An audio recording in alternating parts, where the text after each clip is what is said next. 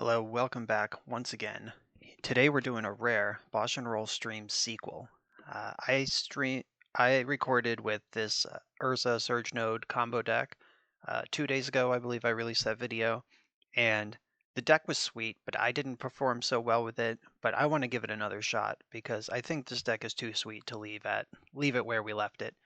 So if you're just tuning in, go ahead and check out that old video also.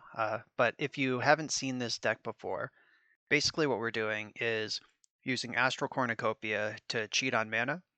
This is an XXX spell that enters the battlefield with X charge counters on it, and then you tap it for a mana for each charge counter on it. So normally you have to pay 3 to get 1 mana, but we're going to pay 0, and then we're going to use Surge Node and Core Tapper to dump a bunch of charge counters on it, and then we're going to cast Urza and cast Paradox Engine and go off and draw our whole deck and kill them with Walking Ballista with our infinite mana. Walking Ballista's over here. Thank you, Karn. And that's how this deck works. It plays kind of like KCI, Karkaland Ironworks used to. I played a lot of that deck. I've played a lot of Urza, obviously, if you're familiar with my work. And this sort of splits the difference between the two. I think it is worse than either of those decks, but Karkaland Ironworks is banned, and they banned 3 cards out of the old Urza deck I used to play. So this is a version of those sort of decks that is still legal. And I'm going to try it again. Let's do better than last time. Let's see if we can get this trophy. All right, so we're on the draw in round 1. We have half the combo and Ancient Stirrings to find the other half, so this is a keep. Let's see what hateful garbage my opponent's up to.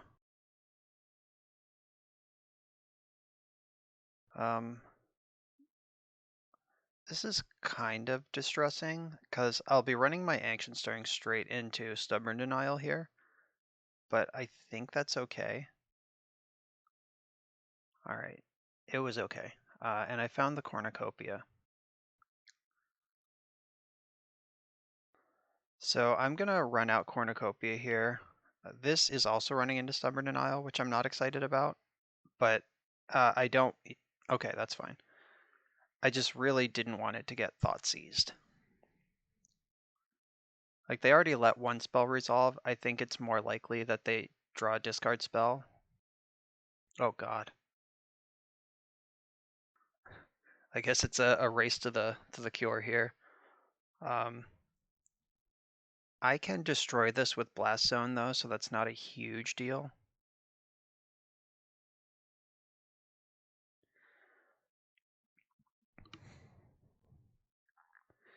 Yeah, so they can put a bunch of work into flipping Arayo, and I'm pretty sure it still costs 2 on the other side. I actually don't know for sure how this works. Maybe I lose, I don't know. But it also counters the first spell per turn, not every spell.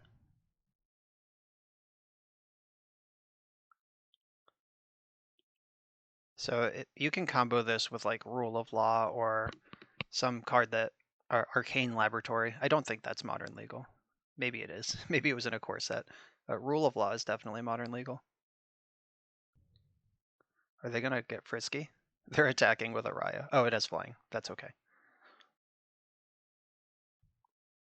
I don't think the combat stats of Arayo have ever come up in a game of Magic before. Alright, so obviously charging this. The question is how far I want to go. Like I could just play Saheeli here, or I could just dump my counters, get Paradox Engine into play, and try to win. I think I'm more interested in Saheeli. Because Saheeli continues... I just took 1 damage for no reason. I could have tapped Cornucopia. Duh. But Saheeli continues to do stuff even if my spells get countered, which is a desirable thing when facing down Arayo. Alright, they're cycling Unearth. So we know they have at least one spell. They can cast this Mox Amber off of Emery. Teferi is a huge bummer. It's probably just going to bounce my Cornucopia and be done with it. I kind of hope they bounce Core Tapper, though. Targeting Mox Amber. Okay, that makes sense. That's an extra spell. 1, 2. So they're going to flip a Ryo this turn. They have the Amber from hand and the Amber from the graveyard with Emery. They should attack first, though.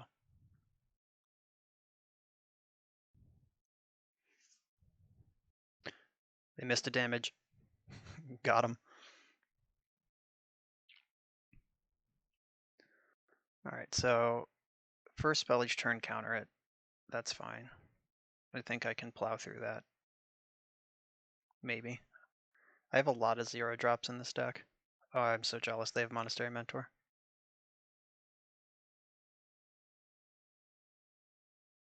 Alright, so I just need to draw some 0 to break the Arayo bubble with. That's not a 0. So I don't actually know what the converted mana cost of Arayo's Essence is. Is it 0 or is it 2? I think it's 2. So I'll get Blast Zone out there and get to work on that line.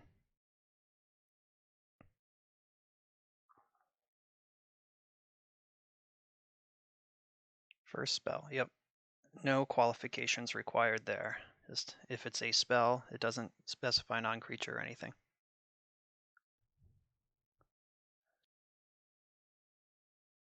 This has been a pretty bad Emery. Like, they've only milled Mox Ambers, so I'm a little worried about them finding some Mishra's Baubles and going off somehow. Alright, Monastery Mentor is a powerful card. So that turns this Mox Amber into less of a brick.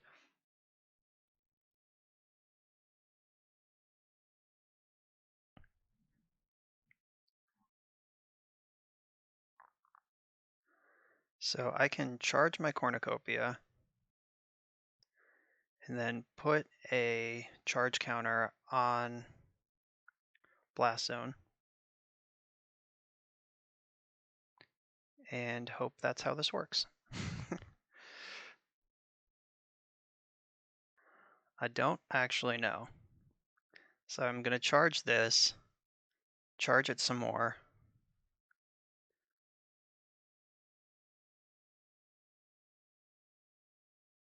I guess I have to use this.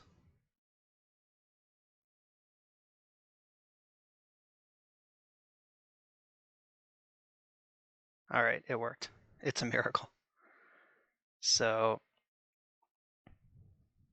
how do I maximize this turn now? Urza, I'll have a few mana left.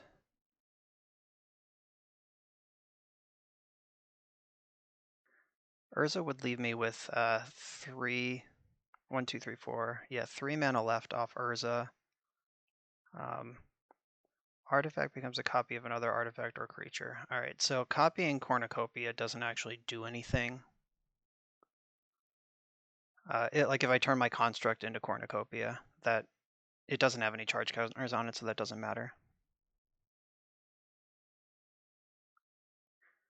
All right, let's get Urza into play. I guess I should have played Botanical Sanctum since I'm not going to be using all this mana anyway. That was loosey-goosey.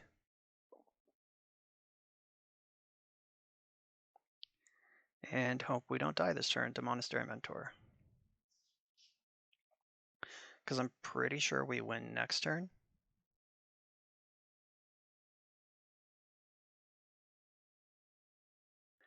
Also, if they find Teferi to bounce my Cornucopia, that'll jack up my shit pretty hard.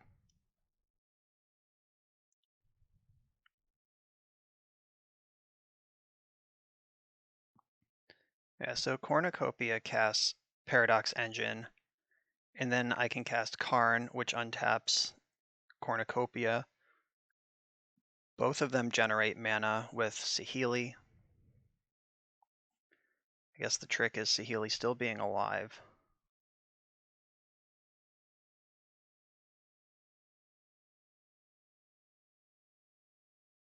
Alright, so they played Serum Visions. Oh wow, Arayo is just back. Brutal. Alright, so I'm gonna have to rip a 0.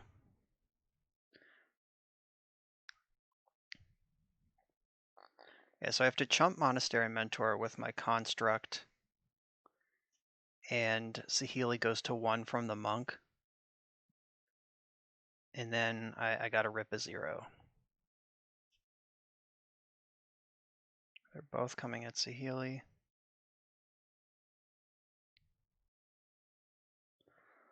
Alright, deck, help me out here.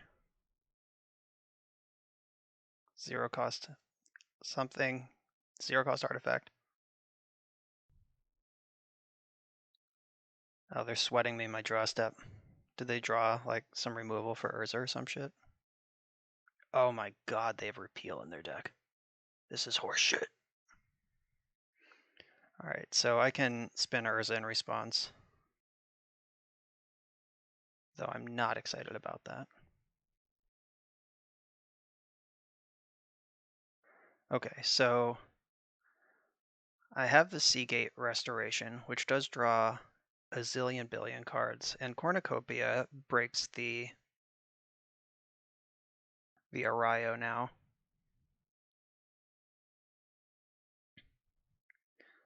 Cast Seagate Restoration, hell yeah. Let's see if we can make this happen now, because I do have Urza and Saheeli. So I think we're still doing it.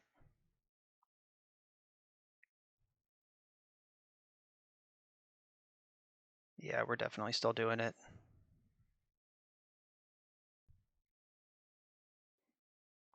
Paradox Engine, 2 broken.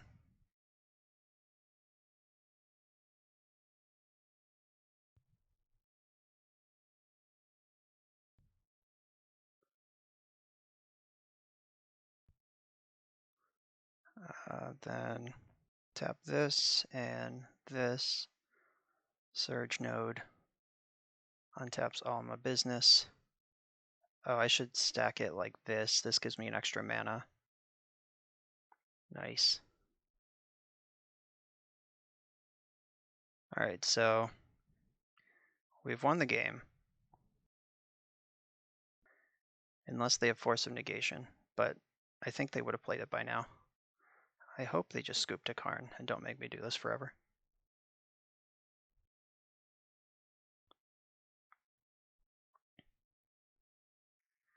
Alright, powered through the double Arayo. Seagate Restoration for the win. That was nice. I actually think somehow that turn went better because they repealed my Cornucopia than if they didn't. Like, it just gave me a 0 to pop off. That was pretty nice. Alright, so I think I want the Dismembers and the Echoing Truth. I mean, Repeal is a pretty big beating. And, like, a reason for Veil of Summer. Most of their stuff, like, didn't really affect me directly, though. Though Repeal is a big one. Alright, so I think I'm actually not gonna... I don't know, it's close. Like, Echoing Truth can clear a bunch of monks, but I think if we're in, like, the monk stage of the game, I'm already in trouble. Maybe I don't want Echoing Truth. I kind of do want Dismember, though. Them committing, like, a bunch of... taking, like, weird lines to flip Arayo, and then I just destroy it in response is pretty nice. Do I want Veil of Summer? And if so, where is it coming from? I think maybe one less engine. Saheeli was excellent.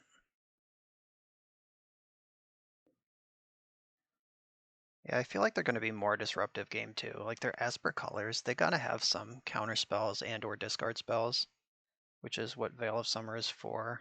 So I'm gonna bring those in. I just gotta figure out where they're going.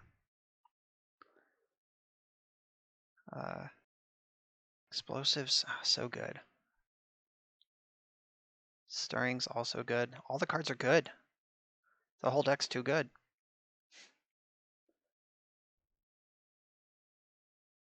I don't think I can cut a land.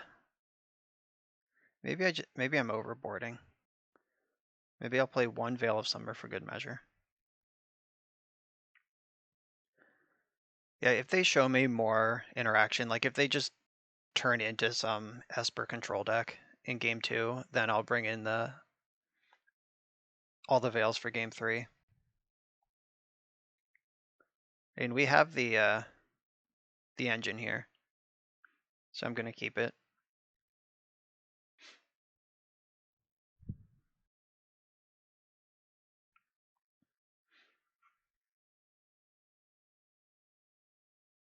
They bobbled themselves. All right. Build your own scry.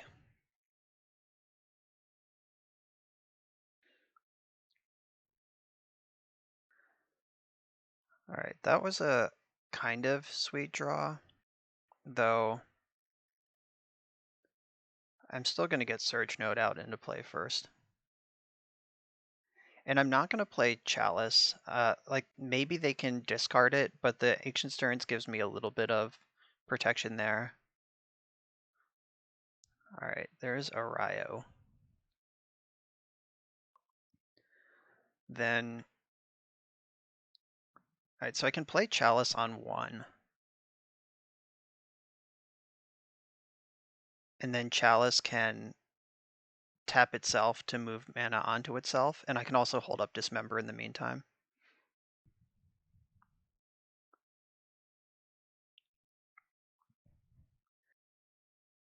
Yeah, if they just have like a goofy turn where they like repeal their own mocks or something. Or if they just let me kill their Monastery Mentor, I'm also okay with that.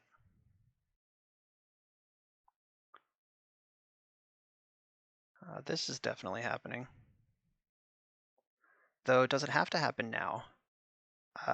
I'm losing a mana development. Alright, I'm actually going to do this first. This opens me up to Force of Negation, but I think that's okay.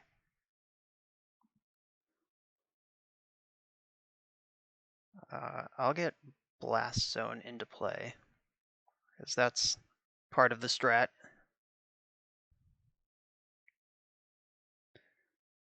Against this Arayo deck.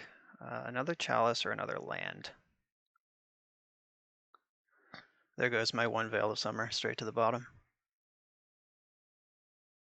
I think I want this Chalice. So now if I cast this Chalice for 1, then I can node onto the new Chalice, play this node onto the original Chalice, and also Dismember.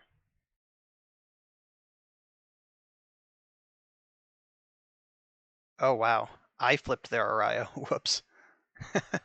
I didn't realize that counted both players. Whenever the 4th spell of a turn is cast. Oh, you're welcome. What the fuck? Alright, good thing I have Blast Zone.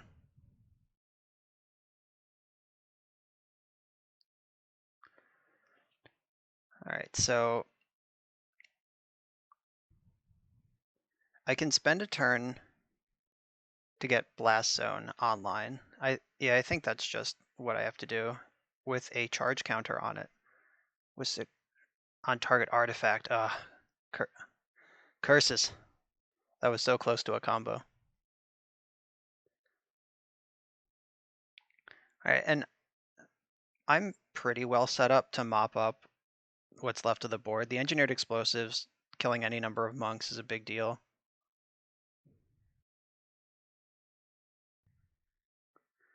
It's Teferi. Yeah, Teferi's pretty good. It's probably going to bounce my bigger chalice. Or, okay. They're going to bounce their own Mox Amber.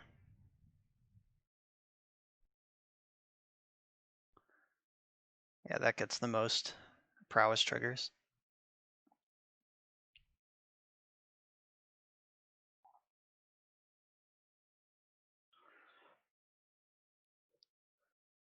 Okay, so right now my plan is to take these hits from Monastery Mentor. That is what it is. I'm going to put Blast Zone on 2, kill a Ryo, and then explode away the monks. I think the monks will do more damage to me long term than Mentor will. All right, load up on that, and then put 1 charge counter on this. Or I could just use Core Tapper to pop the Ario seal and explode on 3. Or no, I explode on 0. I put... Yeah, I actually think I want this on 3. And then that kills Teferi and Mentor. I don't need Core Tapper anymore. Yeah, that's better.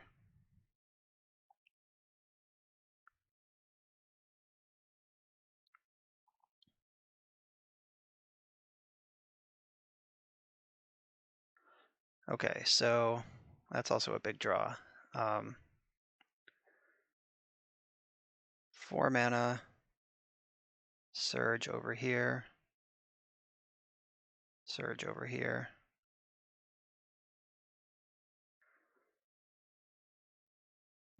Tap this thing. Destroy all 3s.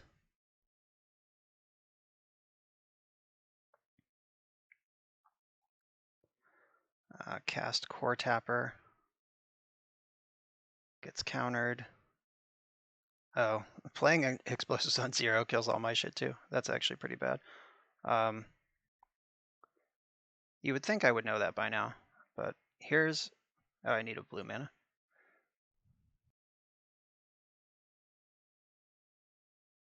Here's Urza.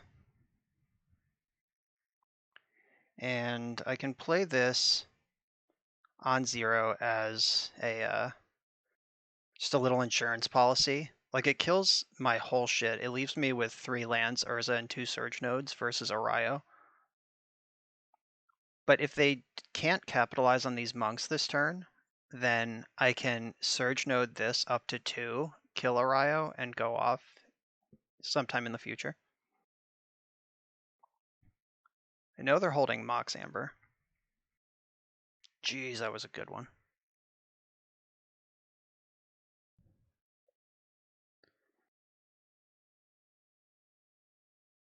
Alright, so bouncing Urza.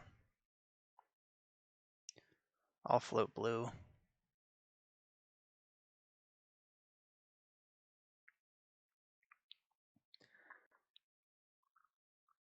And I can make decisions based on how big these monks get.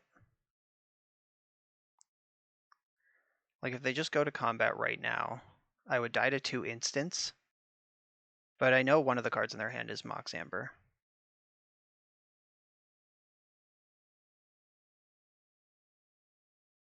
Let's see how many spells they can cast. Alright, now I'm dead to 1 instant, which is probably not a good deal. Remember that time I flipped their Ario for them? That was pretty bad. Okay, so if they attack right now, I go to 2 and they lose a monk. But I do get to replay Urza and I still have all my shit. I guess I don't necessarily get to replay Urza because they still have a Ryo. I'm going to let them attack.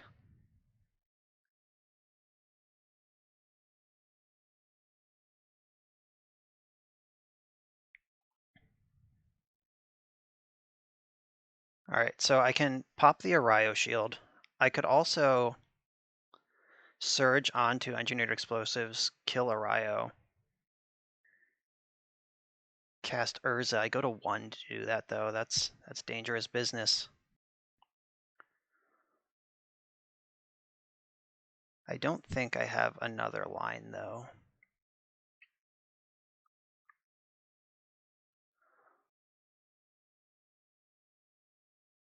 One, two. I pop this, it kills Arayo. Then I guess I have to Yavimaya Coast, but then I basically just lose. 1, 2. I guess I can spin Urza once. That's what I'm playing towards.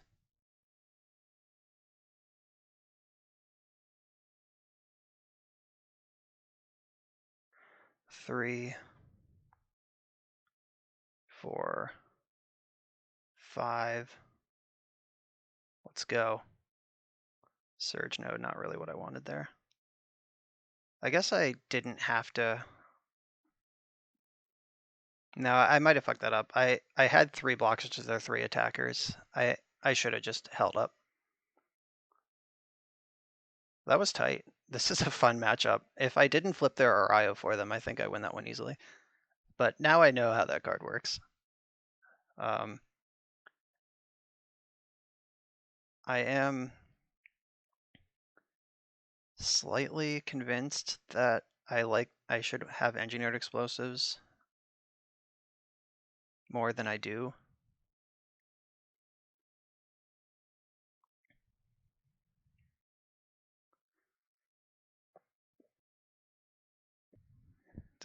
Is engineered explosives better than echoing truth?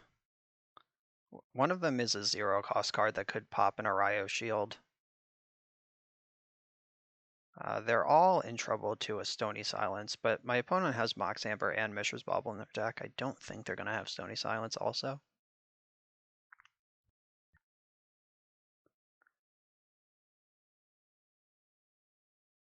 I'm actually going to stick with the Veil of Summers. All right, let's do this. We're on the play. We got the combo. And we even drew the 1 Veil of Summer. That's why you bring 1 in, so you can have it in your opening hand.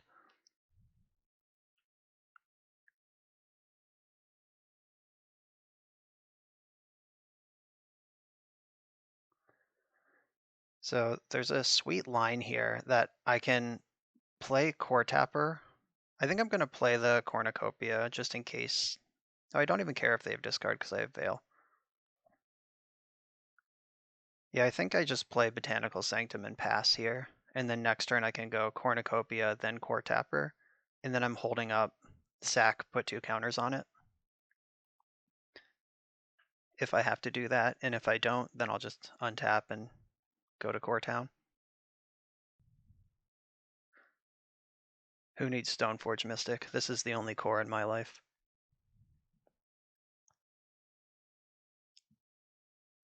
Yeah, this hand's pretty sweet. Even got the Saheeli. Saheeli can go like punch for punch with Monastery Mentor. Maybe.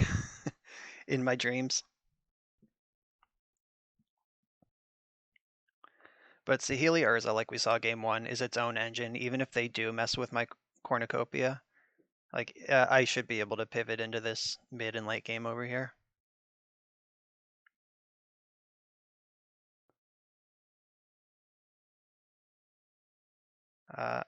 I guess I can play around a counter spell by putting this into play.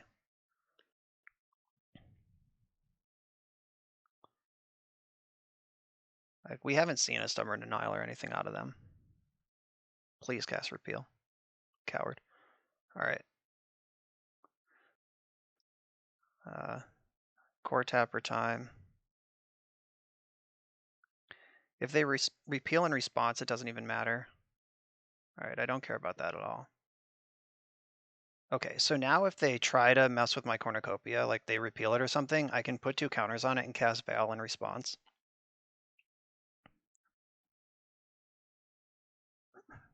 Veil is also kind of a funny interaction with Arayo, because if this resolves, then Arayo can't counter the spell, but this has to be my first spell. Oh wait, no, that's not even true. I can cast a spell, put the Arayo trigger on the stack, then cast Veil of Summer. And that's like literally the same as just casting Veil of Summer to break the Arayo. I don't know. This matchup's wild. There are no rules.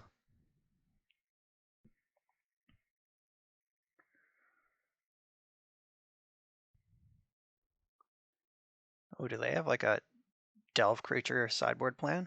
Tasker the Golden Fang. What year is it? I guess that is a legend for Mox Amber. That's pretty cool. And there's Arayo.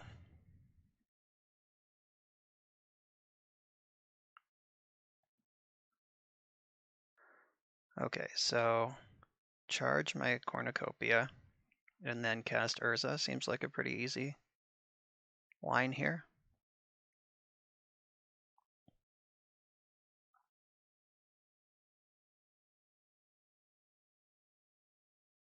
It's a little awkward that I can't hold up Veil of Summer, but how much does that matter?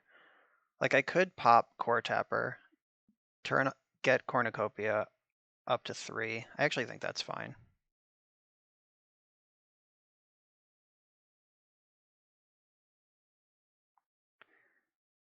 Yeah, I think I like this better. Oh, I could cast Saheeli right now, but that does not fix the Veil of Summer problem. Like I don't want my shit bounced by Teferi this turn.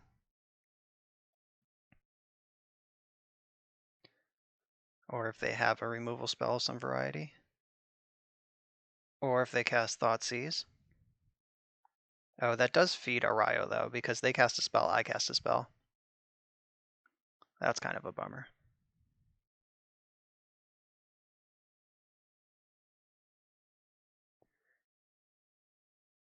I'm taking 5.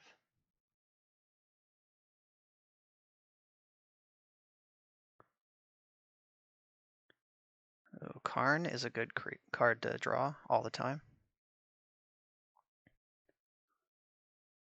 Alright, well I'm gonna start with Saheeli and see if they have an answer for her. She's the best kind of bait spell, because she's the kind of bait spell that also wins the game.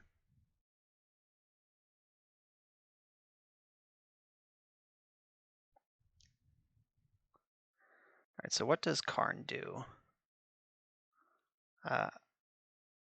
I have Grafdigger's Cage, but does that matter? I've cast 2 spells this turn, Saheeli and Karn. I could also just get nothing. That might be better, because if I get and play something, and they just like Thought Scour themselves in the end step, that flips Arayo. But do I care that Arayo is flipped right now? Versus like getting something else, more material onto the board?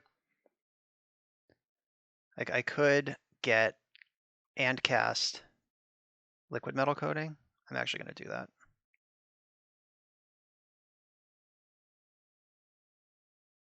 All right. Yeah, I'm going to get Coating.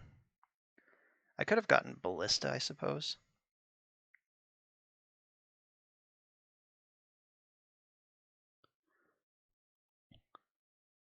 But Coating pressuring their mana is pretty nice.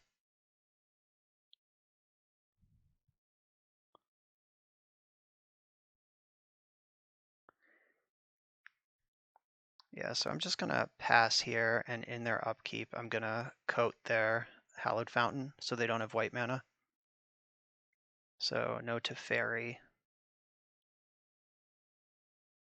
No Path to Exile if that's a card they have. And they could also like dismember Urza, kill Karn. I guess they can't really kill Karn. They have to kill 2 things in combat for that to matter. Arayo can put Karn to 2 though, which means I don't get a wish next turn. Or I do, but it has to win the game because Karn is gone. I think I might be better off just stone raining them out at this point.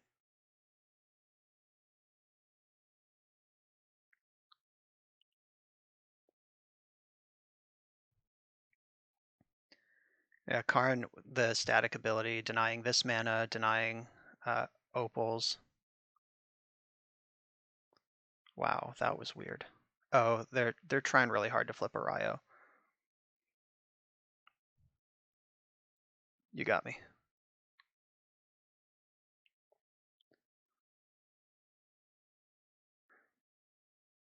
Yeah, so yeah, I think they needed to bounce Cornucopia, even if it doesn't flip a Ryo.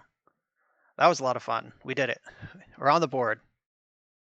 All right, so I'm on the play here in round 2. This hand is not super exciting. I'm gonna mulligan it. This one is even worse. All right, this looks a lot like the first hand. It just has 2 less cards in it. Just what we're looking for. All right, so Yavimaya Coast is just a bad Spire of Industry most of the time, right? I believe that is true. Though I could put Restoration in the deck. Yeah, I'm going to put Restoration in the deck because I'd rather have that as a spell in my deck than not. Like, why would I bottom a land in favor of this 7-drop that I'm not going to be able to cast anyway until later? So, yeah, I think this makes more sense. Oh, we're playing in some sort of white creature deck. I'm all dressed up with nowhere to go right now. This core tapper is so ready to tap cores. If I draw a cornucopia, it's going to be tap for 1,000,000 immediately, though. Stoneforge Mystic.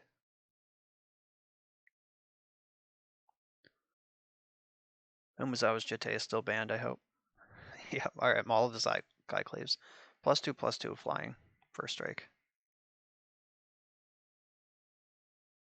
Alright, let's draw some payoff.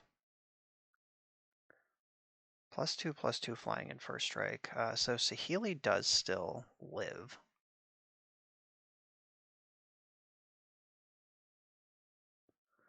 Alright, there you are.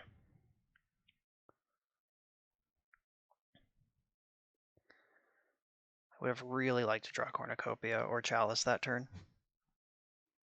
You can't have it all. Core Tapper can charge my Surge node.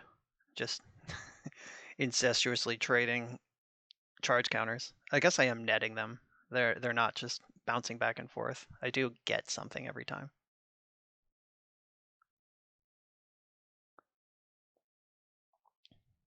But I get to cast Urza next turn if I draw a Cornucopia or a Chalice or a land. Like most draws in my deck generate Urza.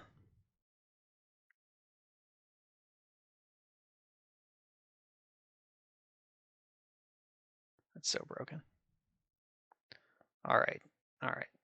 We got Urza.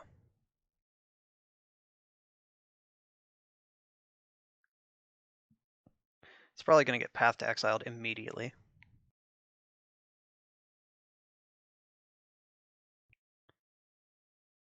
All right, it didn't get Path to Exiled immediately.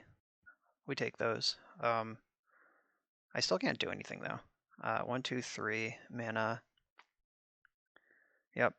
Now I have a 3/3. Behold.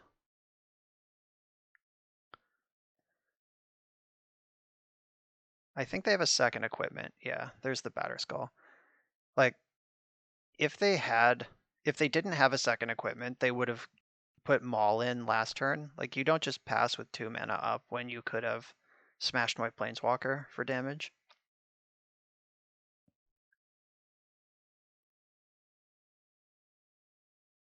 So I'm losing Saheeli here. I bet they're gonna maul up the Batter Skull and just bash Saheeli for 6.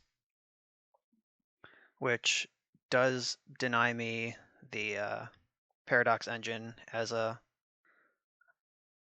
top deck that wins the game. But unless they're left over with a with a Path to Exile still in hand, I'm at least going to be able to spin Urza. Leon and Arbiter. Players can't search libraries. All right, I don't plan on doing that. Charge. Something good? All right, that was actually pretty good. So how do I get the most onto this?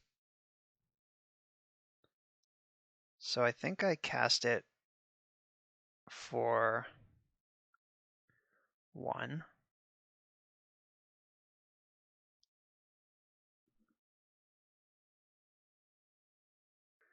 And then charge it.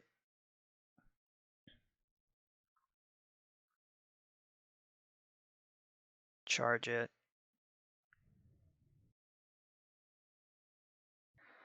This was probably worse than just tapping this for blue with Urza.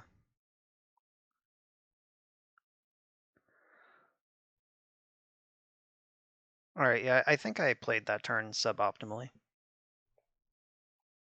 Hopefully I don't just die for it. This Ghost Quarter is on now because I can't pay the Arbiter tax. If they can remove Urza, I'm in all sorts of trouble. Like Skyclave Apparition eats Urza.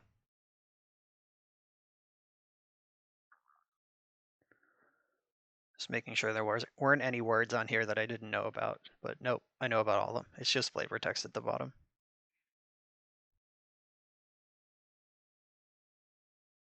So last turn I kind of invested heavily in next turn. Oh, fuck. Yep, there goes that. All right, but 6, 7, 8, 9. I'm not dead. If I draw a Karn, I think I can still bang this out.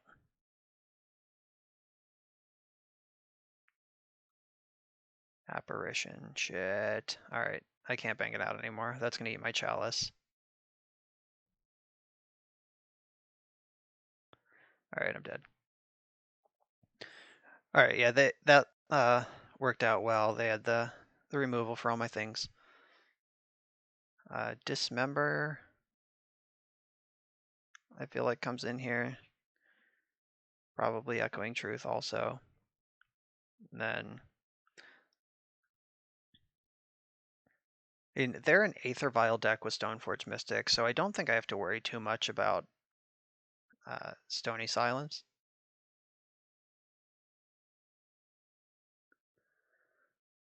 So I'm bringing in 3 cards. What is not as good here? I think Engine. I can shave 1 explosives, even though it's good.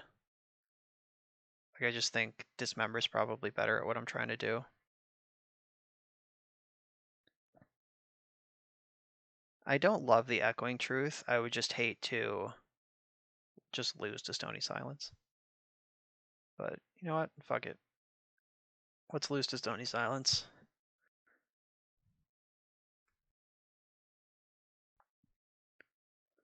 Alright, this is a keep. I have half the combo and can look for the other half. Looking for a Surge Node or a Core Tapper. Alright, found a Core Tapper. Since we're on the play, I don't think I have to run out any of my artifacts. On the draw, I would have to get them into play because of Thalia.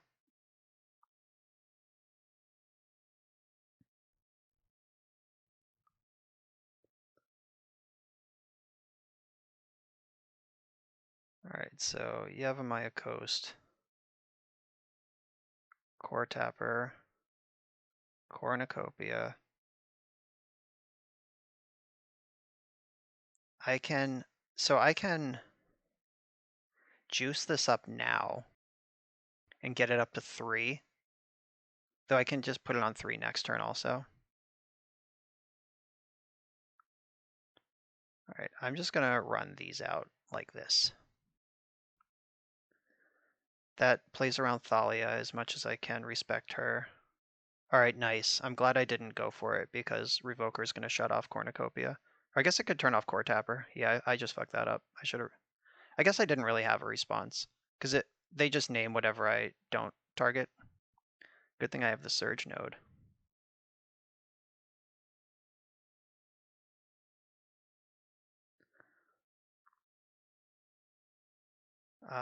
Yeah, I can't Surge in a way that matters here.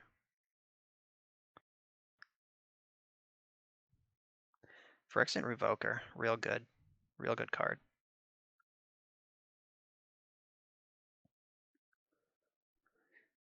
Yeah, it's crazy how much this card just like checkmated what I was doing. I will block so hard. Oh shit, that can give protection from colorless. Oh, they didn't do it. Wow. Whoops.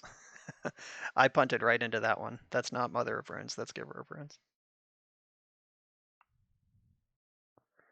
Apparition. So that's probably going to take my node. And I'll juice up my Cornucopia in response. All right, let's draw a land or a mana source, please. That's not quite what I had in mind, but she does get on the board.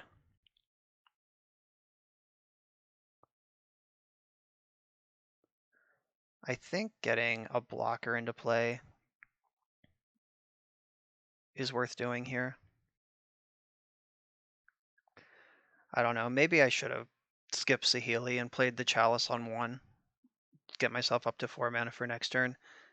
Because if they can remove this, or if they have like Arbiter plus activate Ghost Quarter, that's pretty brutal. Alright, okay, so they kind of have to go after Saheeli, which I like here. Little do they know that going after Cornucopia would be far more devastating. Alright, let's draw a land. Let's cast this Urza and just be in this game.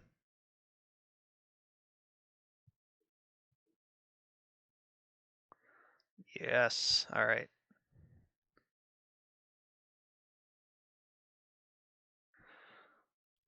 In business. So I can play Karn this turn. I think I should.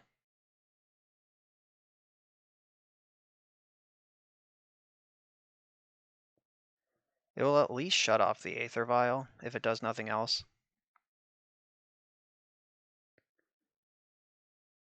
I'm just gonna plus though. Plus on nothing. It's just there to turn off Aether Vial. More important that it survives until next turn.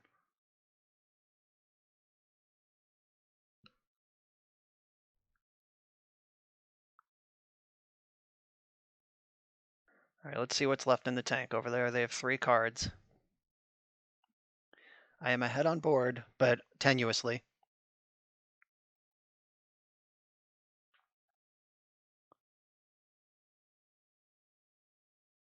Alright, they can quarter me. And plow me. Wow. That was a pretty good leftovers in hand.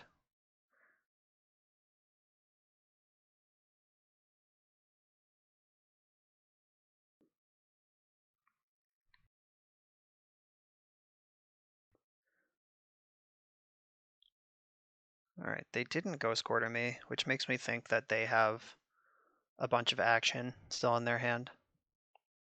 Like some 5 mana card.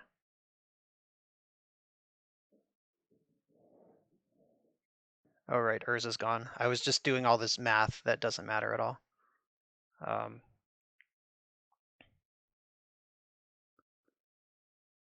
So plus on nothing again.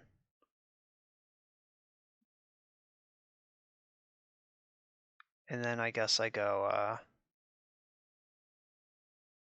explosives for 3. We'll clear out these and give me some illusion tokens.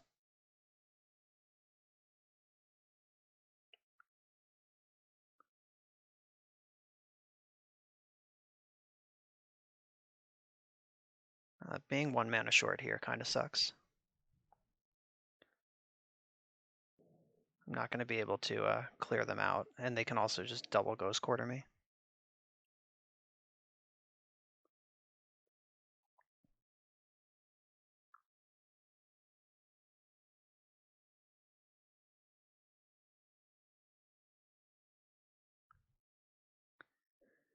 Yeah, if I had played this Chalice on 1 a long time ago, I'd be in much better shape this game.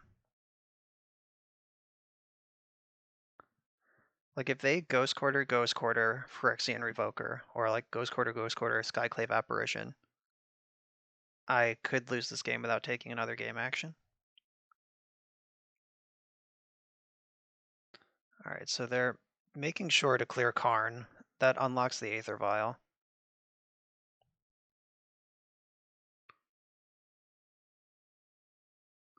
Let's hope the Aether Vial isn't too good right now. I'll just Vial in Revoker, use both Ghost Quarters and 2 Path to Exiles, just leave me with nothing. Oh, okay. Karn was doing more damage than we knew.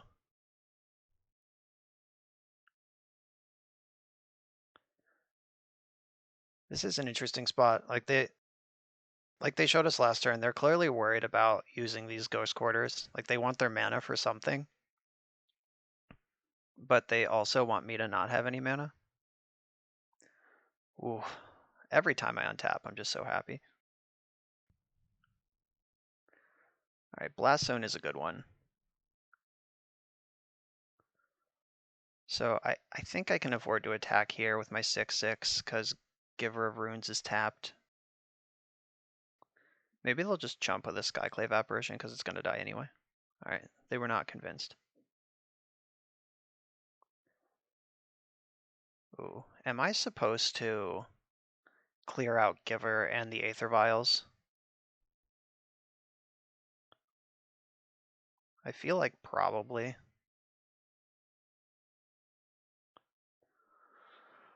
One, two, three. I can pop this. Like I really don't want them to have instant speed Flicker Wisp. Oh, it's like now or never. So if I do this, it turns on the Ghost Quarters, but I don't think I super care about that.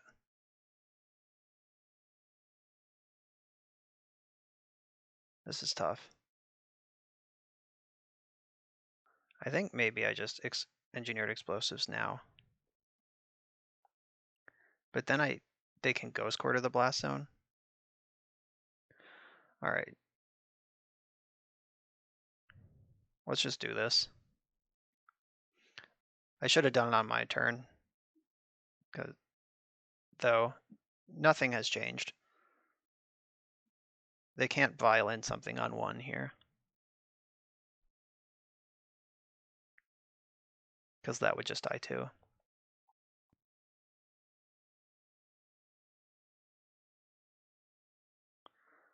All right, giving that protection on the way out.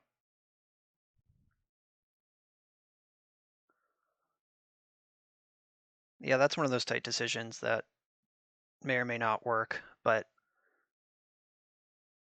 if I hope that their hand is like empty or at least not great, like if they have Flicker Wisp, they can flicker this one, just give me a 1/1, get rid of this. So Flicker Wisp is really bad for me, regardless. Being 1 mana short of holding up everything I want to all the time. Story of my life.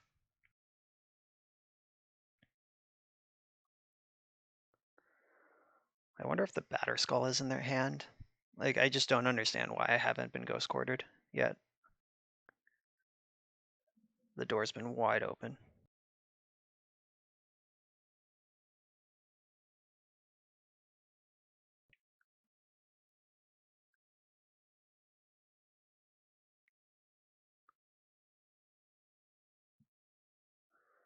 What a weird attack. Guess they want to leave back the other one, or they're going to flicker this one. All right, Giver's fine. I can beat Giver.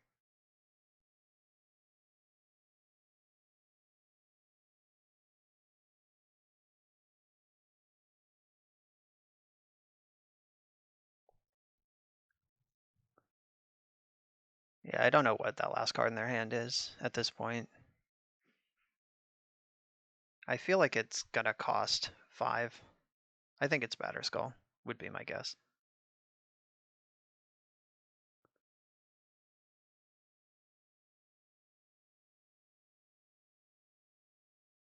Oh, they've decided to go for it. Given up on Batterskull, if that is what it is. Core Tapper. That's a pretty good one.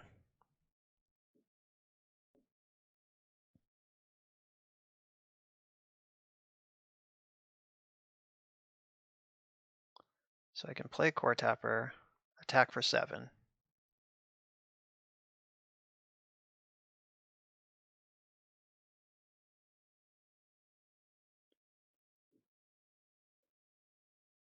I feel like I'm supposed to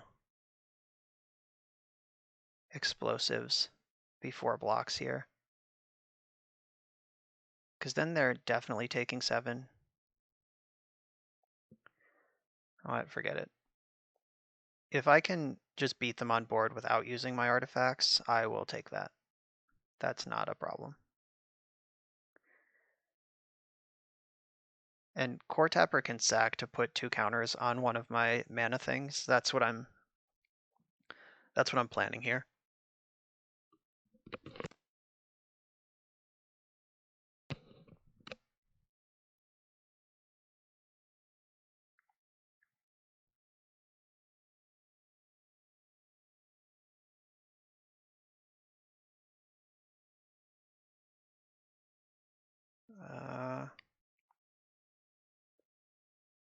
Yeah, I think this is the time to do this.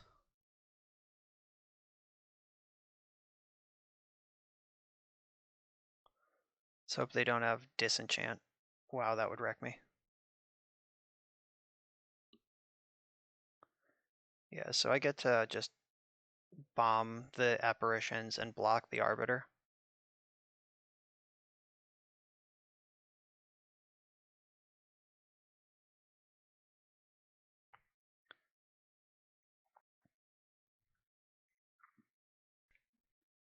They can give this protection from blue to save it, but then they're dead on the backswing. They're like tapped out. Okay, that's fine. They're no longer dead on the backswing, but this is still a good spot for me.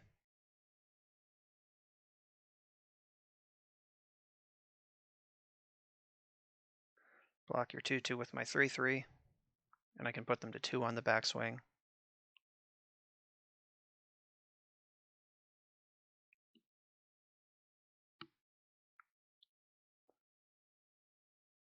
All right, that was a good draw.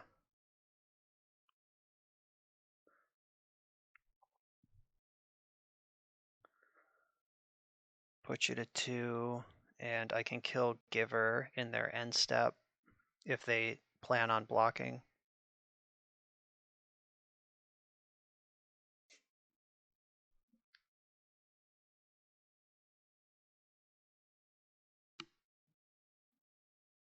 Sword of Fire and Ice. All right, maybe that's what they were holding, what I read as Batterskull this whole game. All right, black, black, black, and you're out of here.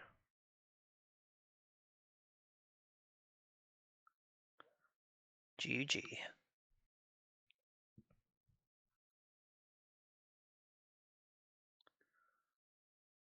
All right, game 3 on the draw.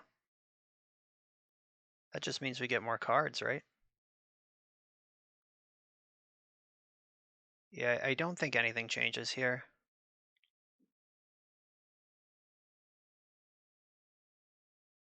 Like, Echoing Truth is a card I could have in my deck, but how reactive can I really afford to be? All right, same deck's going in.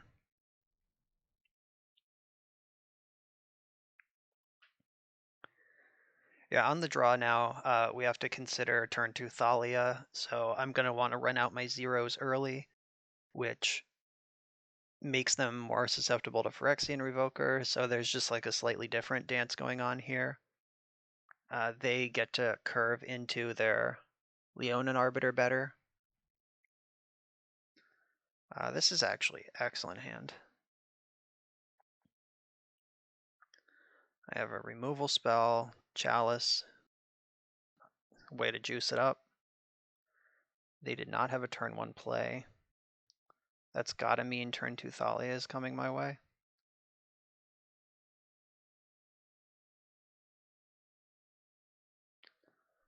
Do I want to play the second Chalice?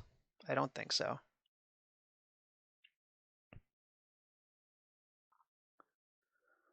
Is it Thalia? No, it's Stoneforge Mystic. Okay. I'm not going to crack Dismember off on this thing, necessarily. It depends on what they get.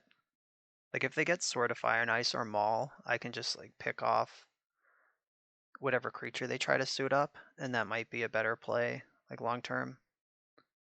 Batterskull, that one makes me kind of want to cack this off. Though, no, I'm not going to, because I'm more worried about Leonin Arbiter or similar, like Phyrexian Revoker, like that kind of thing. That's going to mess up my plan worse than Batterskull is. Like, I can cast Urza next turn with mana to spare.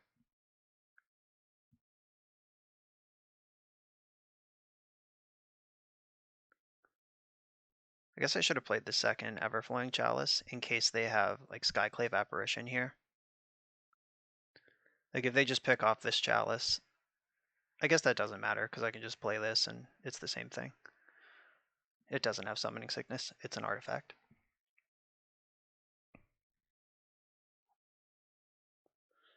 Alright, all in on Batterskull.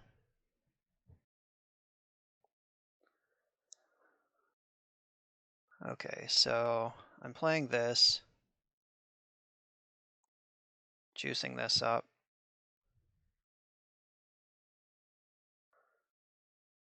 I guess if they Path to Exile me, that means they don't put Batterskull into play, and I like those odds.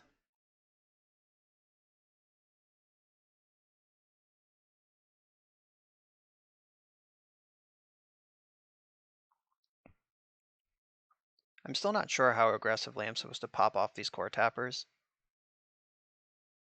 Like, 1, 2, 3, 1, 2. So if I had tapped this for 3 instead, 1, 2, 1, 2, 3, 4, I could have also cast Karn. Is that true? 1, 2, 3. I don't know. Yeah, so I would have had 3, 1 floating, 1, 2, 3, 4. Yeah, I could have also cast Karn if I spewed off the core tapper. Still not sure about that. Wow, they didn't put in anything. That had to be a misclick. Like, it's like free to put in the Batterskull at least. You're not casting Planar Cleansing this turn.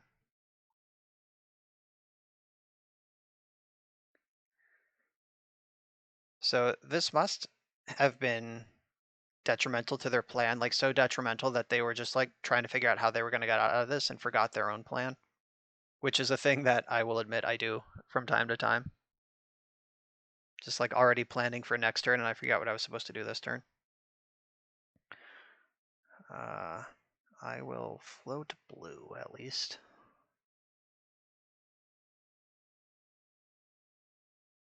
Yes, I would like to search my deck. Thanks for asking. I've never been allowed to do that before. Okay.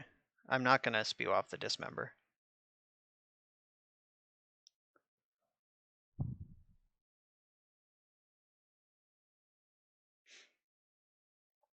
All right, so 4, 5, 6, 7 mana.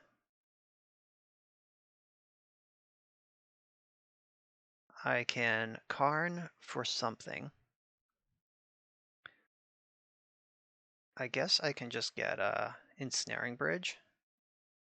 Or I actually have 1, 2, 3, 4, 5, 6, 7, 8. I have 8. That's even better than 7. I could also just Seagate Restoration right now. Though that seems worse than having Karn in play.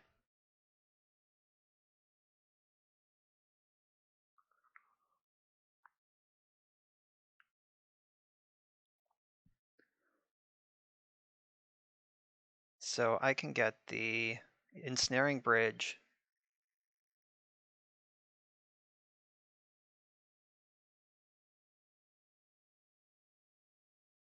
Oh wait, I don't have Urza in play. I was right the first time. I have 7 mana. Ugh. My brain can't do all this. I also could have spewed Core Tapper to have 5 mana this turn instead of 3, or 5 mana left over instead of 3. I wonder what difference that makes. I could have played Paradox Engine this turn, but then I just lose Karn to Batterskull, maybe? I don't know. So if they have Skyclave Apparition, then Batterskull can trade with my construct, like if they remove Ensnaring Bridge. But if they, like, Apparition can't remove this. Apparition is non-token. Alright, so they do have Apparition. It's probably just going to remove Karn. So I'll target non-token permanent you don't control with convert mana cost 4 or less. Okay. I still have Karn and you still can't attack. Deal. Karn does cost 4 or less, right? Oh, you still can't. What the fuck am I even talking about? So I'm going to trade off with this. Yeah, Karn. It does seem weird to remove this permanent to deal 1 damage to Karn when you could have just removed Karn. Oh, can we make it pop right now? What do I have to do here? So charge this. Charge this.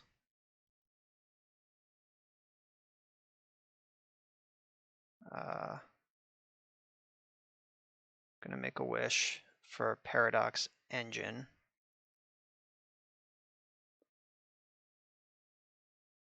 And 1, 2, 3, 4, 5. Paradox Engine.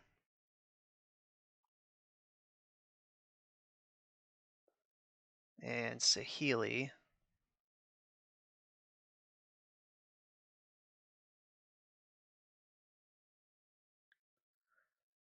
And then I just hold up Dismember and get him next turn.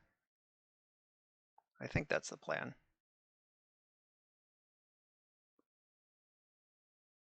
So if they go land equip, I just dismember whatever they equip, and then we're in Bonkers Town.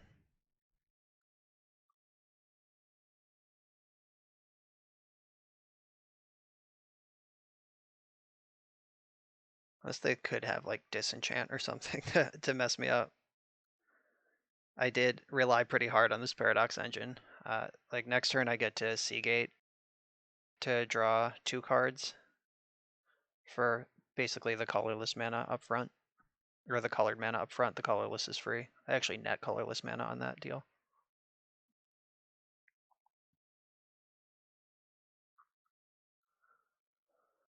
I mean, there's plenty of things they could have here to mess me up. Like they could have a second Skyclave Apparition.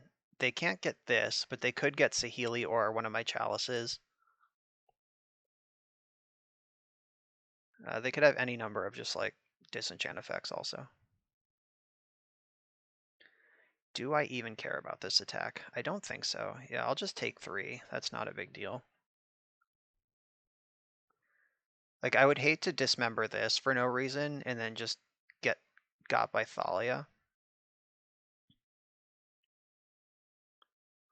Alright, so do I want the Saheeli trigger? Is putting a 1/1 into play gonna make or break this? I don't think that it is. And having the extra card in hand for Seagate Restoration is a big deal. It's just more cards I get to draw. So blue, blue, blue, other shit.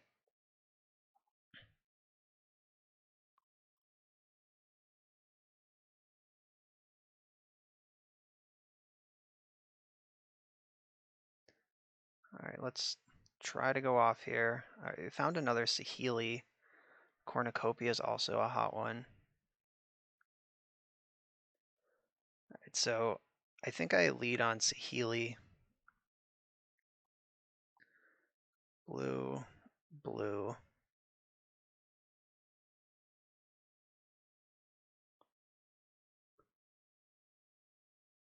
And I can actually cast Cornucopia for kind of a significant amount of mana here. Still, I lead on Surge Node because that generates mana. It's like a dark ritual right now.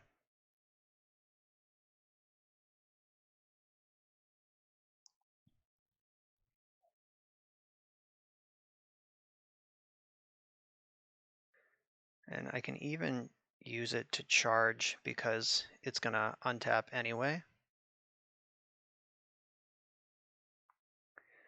And I can do this for 4. Or I can tap my forest to do it for 5. Yeah, that forest isn't doing anything. Cornucopia.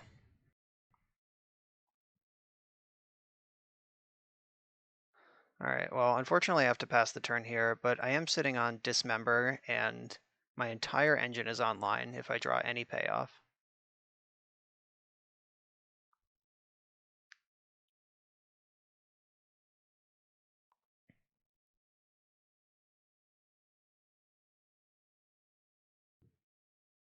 Yeah, finding that second Saheeli was really nice.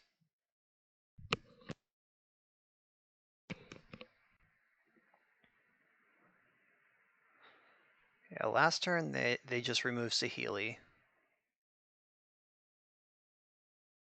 Flicker Wisp. All right, that'll probably flicker my Cornucopia.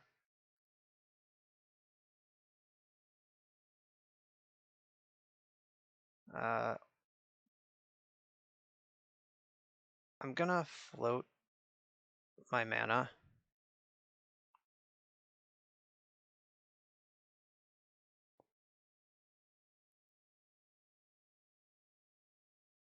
So I think I am gonna dismember this Flicker Wisp.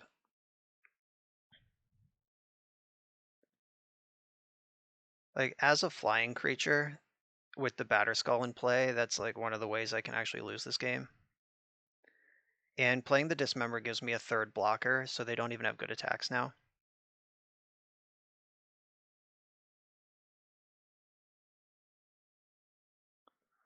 Alright, so I get Cornucopia back at the end of turn. And then I can put a counter on it immediately. Alright, now let's just draw a payoff. Something that draws cards. Alright, or we can just play that same turn all over again.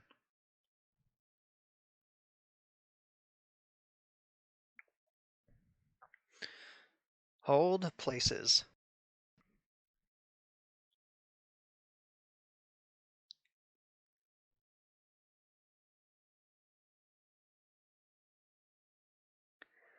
So I'm not even sure if they equip Batterskull, if I even react to that, because I can chump that forever and their life total mostly doesn't matter. I guess with 7 minutes left on my clock, it does matter.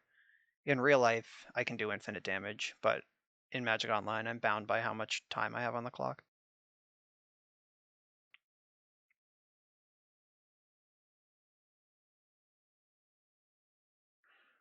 All of the Skyclave, okay.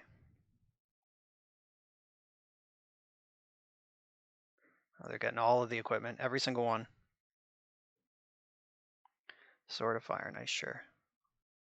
Still don't have any attacks this turn. Let's draw a payoff, please. Maybe. We're live. So I should float all this mana.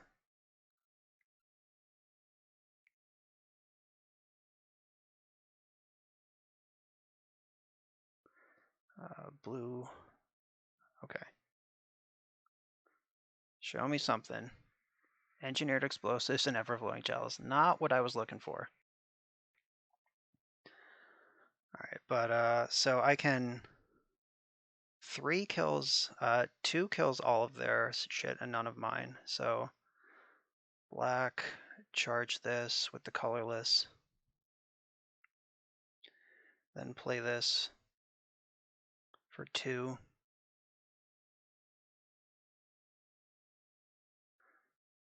Just in the interest of time right now, I am not floating all the mana that I could be. All right, destroy all those Stoneforge Mystics. Now it's Saheeli and these apparitions versus the world.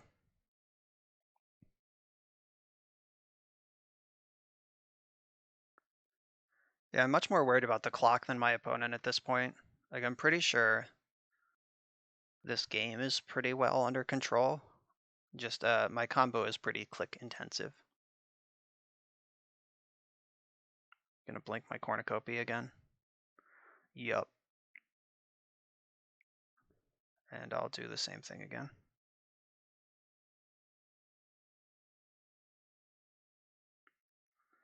I just can't have a flyer out here carrying equipment around.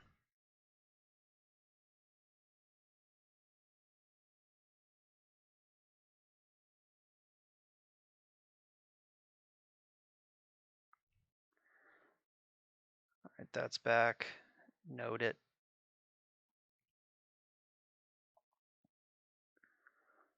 Karn. Core tapper, sure.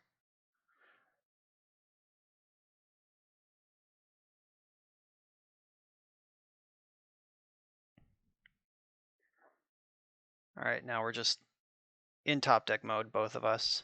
They have 6 cards in hand. 2 of them are equipments. None of them are lands unless they drew one this turn. So they have 6, at least 5 non-land cards in their hand, which is pretty scary.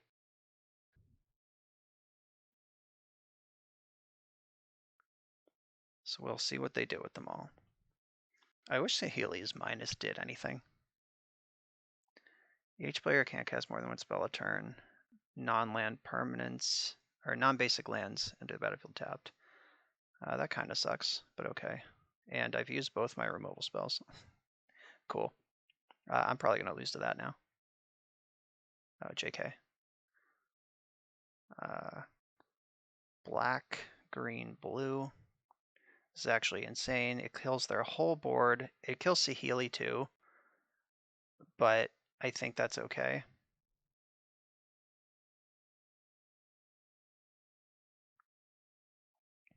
Because now I can attack.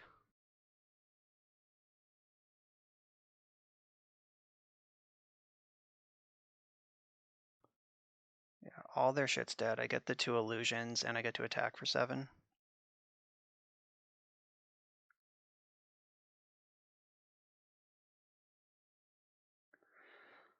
All right. I'll be kind of impressed if they can get out of this.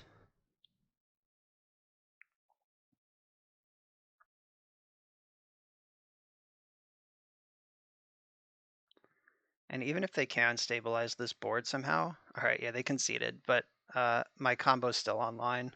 And we were going to untap and go off anyway. That was great. This league's going a lot better than the last one. All right, we're on the draw for round 3. This hand has everything.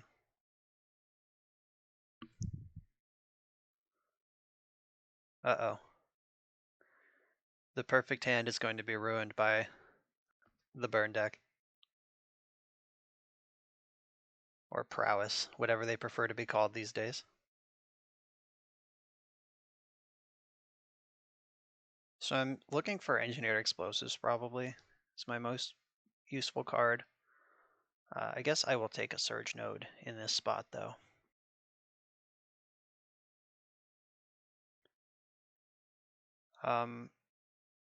They do have Obosh, so that means that they do not have Eidolon of the Great Revel, so I don't need to play my Cornucopia this turn.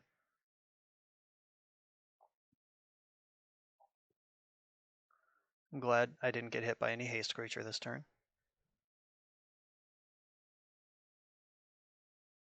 Oh, there's all the haste creatures. Better in second main than first, but still. Boo, hiss. Alright, found engineered explosives. That's good news, at least. Cornucopia. Core Tappercopia. So I think I'm just gonna hold up Core Tapper.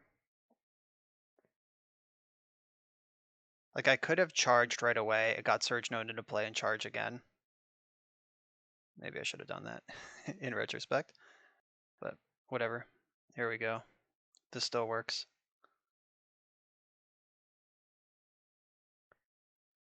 So I'm gonna clear this board with the engineered explosives next turn. Just do that for one.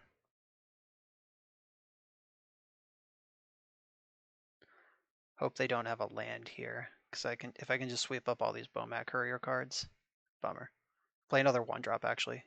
That's kind of a 1-drop. Should have been more specific. Okay, so I can play explosives for 1.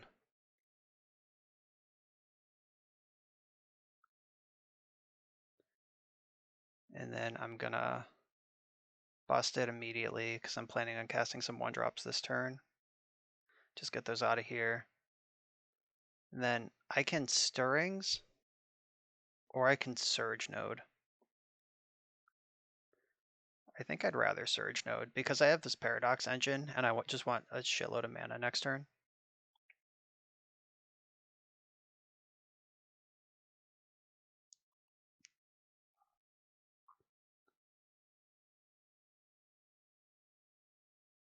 Yeah, just play that 4/3.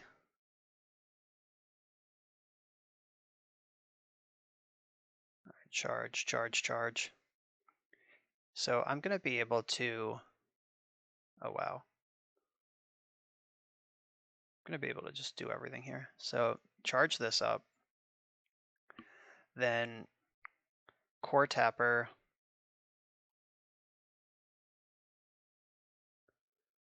I'm going to charge up this. Then I get to play Paradox Engine and Ancient Stirrings. And I'm holding Karn. So I should reasonably be able to, if not win, at least get unreasonably ahead here. Everflowing Chalice and it's so small, Engineered Explosives. I guess I'll take the explosives. Though I'm not convinced it matters that much.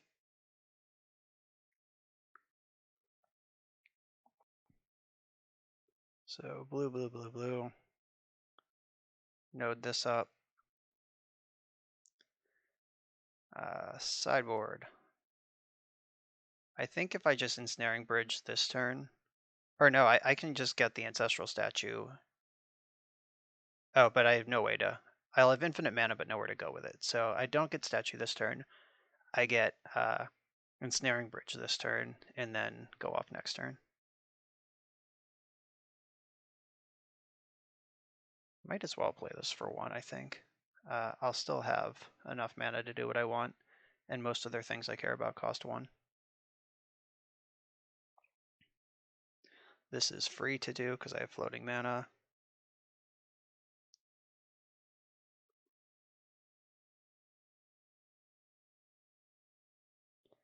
Then I have 15 mana left.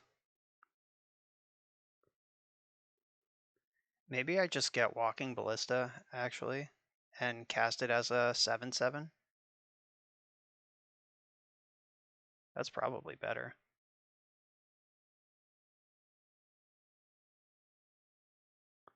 Or I could get Wormcoil Engine. That's probably even better than that. Yeah, I'm getting Wormcoil Engine.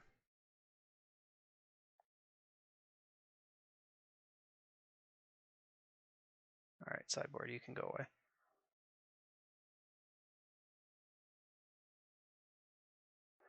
Okay, I have Wormcoil Engine in play against Prowess at 14 life.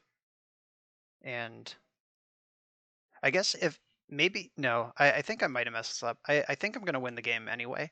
But if I had gotten Walking Ballista and just left that in play, then next turn I can get Ancestral Statue and go infinite. But unless I draw Urza or a second Karn, I can't go infinite next turn. I just have to play fair for a while. Yikes. They're going for it. Alright. It's already gained me 7 life.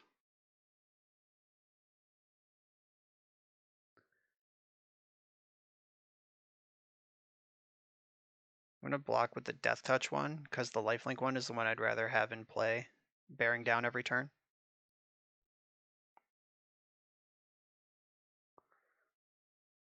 They wish for Obosh. That's fine.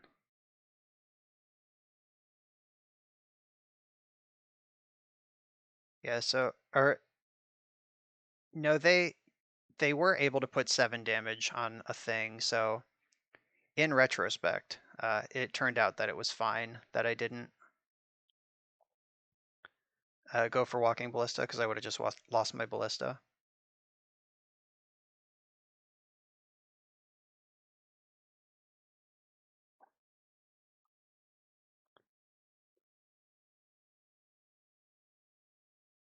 But now I can get Walking Ballista pretty safely.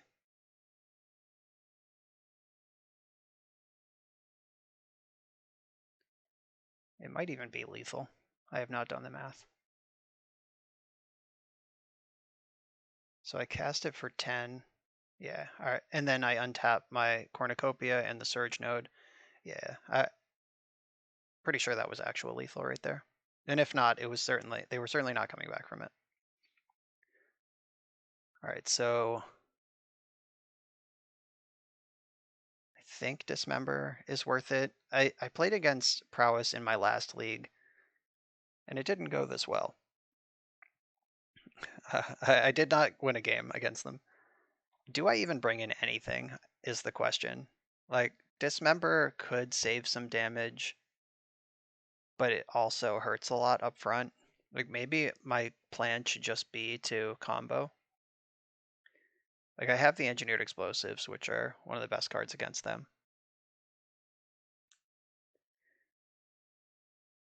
Yeah, maybe I just... Or Paradox Engine for 1 Dismember? No, I don't think that makes any sense. Yeah, I'm just going to present the same deck again. Let's do that. I imagine there's builds of this deck where you could play Chalice of the Void, which would be really good in this matchup. Jacob did not have it. Jacob Nagro, who I got this list from, did not play it in this list, obviously. I'm going to keep this. Like Chalice, you do have 1-drops you care about in this deck, so it's not free. Alright, yeah, but this hand has Ancient Stirrings and Engineered Explosives Core Tapper. Like, I have half the combo, I have the Stirrings for the other half, and then I have Explosives that can take some pressure off. Show me the Cornucopia. It looks like 2 Cornucopias. Yep.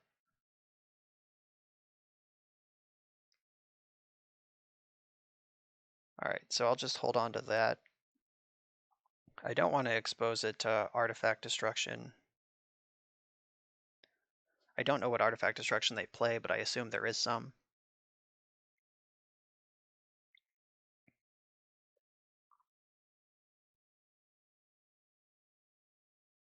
They lit up the stage, found a Lava Dart. Lava Dart's pretty good against the Core Tapper I'm planning on casting this turn.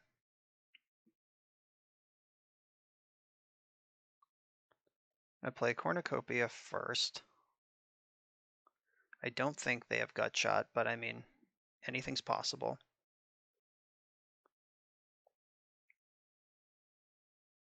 And I am going to leave Core Tapper just there. Like, it's not like I can do anything for 2 mana, so I might as well pressure them to use the Lava Dart.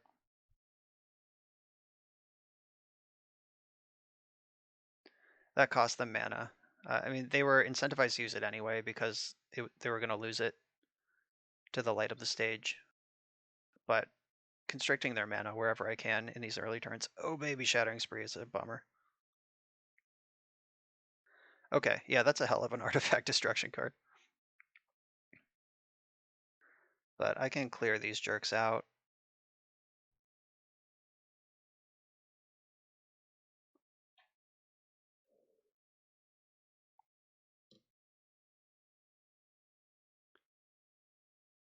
I think clearing out the Bomat Courier now is better than playing against haste creatures next turn. Like it's pretty close in my mind.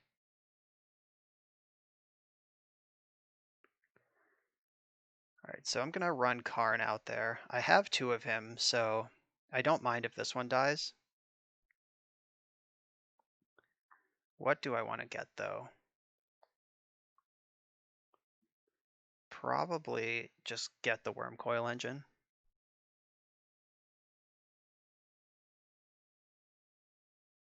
Yeah, so now that's just in my hand. And I can cast it at some point. I have 2 lands here.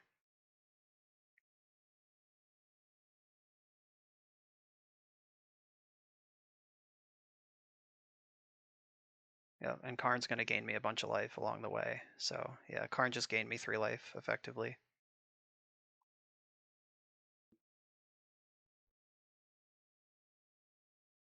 Oh, Blast Zone. That's tempting.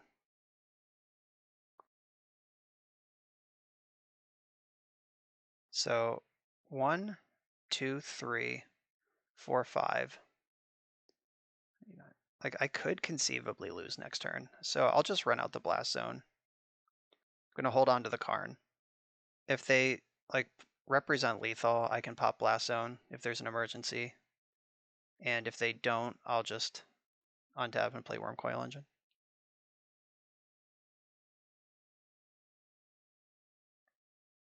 All right, they just packed it up. Couldn't get through it. All right, we got a 2-0 on Prowess. Revenge has been served. All right, round 4, we're on the play. The mana base is kind of painful, but we have half the combo and Ancient Stirrings to find the other half. So here we are. This is a keeper.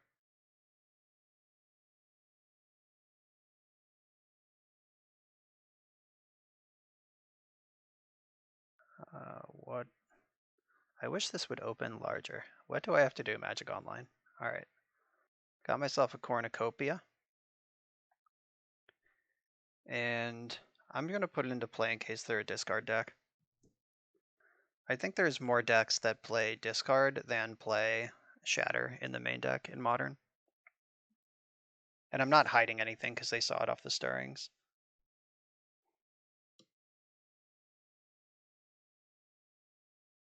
I also led on Yavimaya Coast instead of Waterlog Grove because this taps for a painless colorless. So if I top deck another land, then I don't have to take damage off Waterlog Grove on turn 2 to cast Core Tapper. I'm excited about this Wishing Well. Are they also an Urza deck? This is not a card I've seen in a while. I won a Grand Prix with this card in my deck, and I don't think I've seen it since.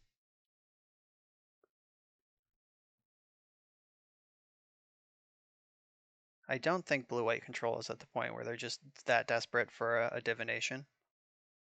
But I guess anything could happen.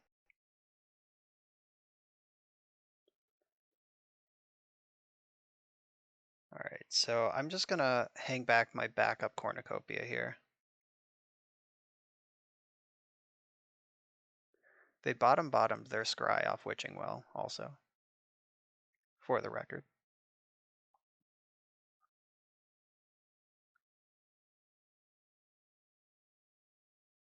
So if they are some sort of Urza deck, the Engineered Explosives might end up being good. Against blue-white control, they're pretty mediocre. There's not like a whole lot of permanents you need to kill, and the ones they have cost like 3 to 5 mana, which is kind of hard to get. But if they are an Urza deck that wants a bunch of just like random artifacts sitting around, we might be able to get a big sweep with these explosives.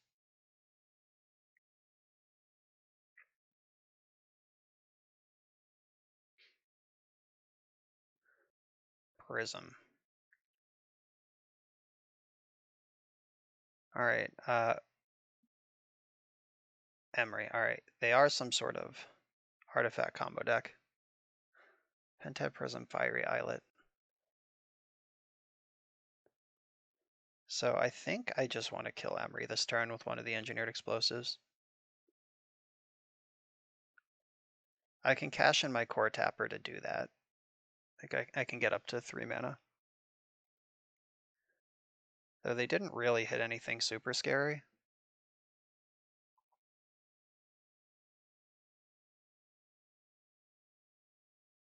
I guess they have 1 mana left. We'll see what they do with it. I hope they kind of spew off another Emery trying to fill up their graveyard, and then I can just kill the Emery. All right, now I definitely want to kill the Emery. I can't abide by them drawing an extra card every turn.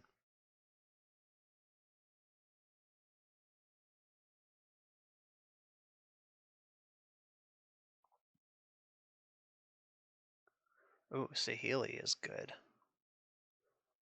So I can play Saheeli, play Cornucopia for 0, get a trigger. None of that kills Emery though. Maybe I just play Saheeli, let them have Emery for a turn, and see where this goes.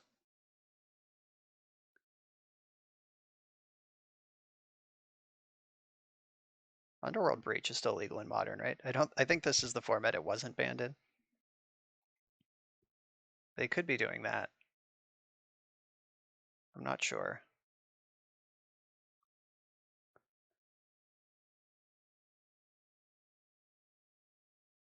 So if I go for Saheeli, or I guess I better just kill Emery now because next turn I'll lose Saheeli if I want to kill Emery.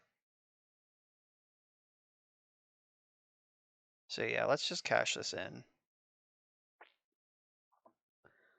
So white, green, blue.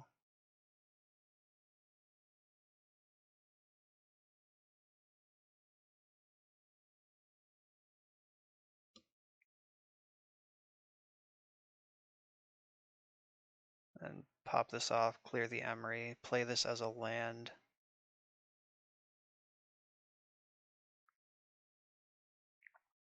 It's pretty close to casting that, but not close enough. It's not worth missing a land drop for.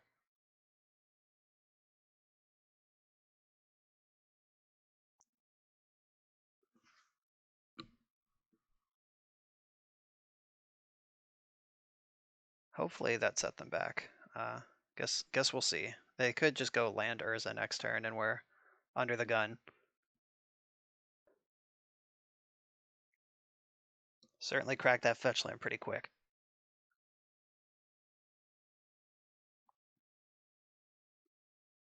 Yep, there's Urza. I am shocked.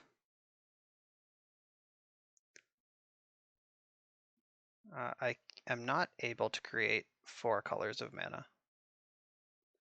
Just 3, unless I top deck Spire of Industry.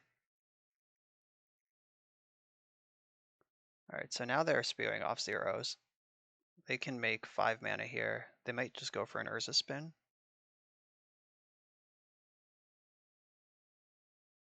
It's a reasonable thing to do.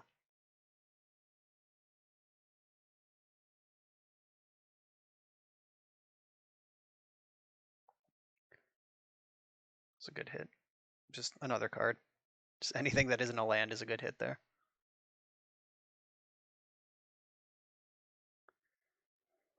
So I could explosives for 0, which destroys the 2 chalices and the construct, but it also jacks up my cornucopia, which I am quite partial to. So I think Saheeli is going to do enough work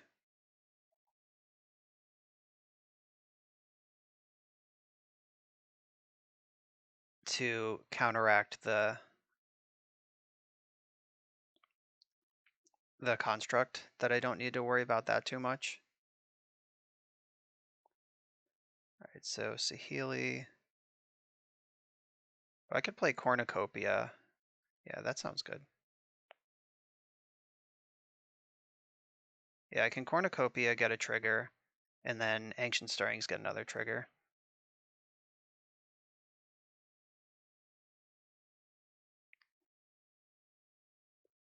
It's just mono engineered explosives. Oh, there's Karn. I'll take Karn. Fuck yeah.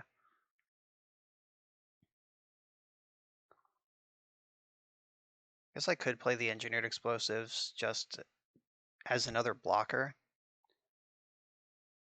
but that doesn't matter. Like, the thing that's going to clear all these blockers is like Cryptic Command, and another blocker wouldn't help because that just taps all my creatures. All right, we're getting close here. It's down to the wire. They have an engine online, I have an engine online, and we'll just see who can pay off better. There's no Pithing Needle or Sorcerer's Spyglass in this sideboard. Like, I can't turn off Urza with Karn. See, I'll have... Oh no. They went for the nuclear option.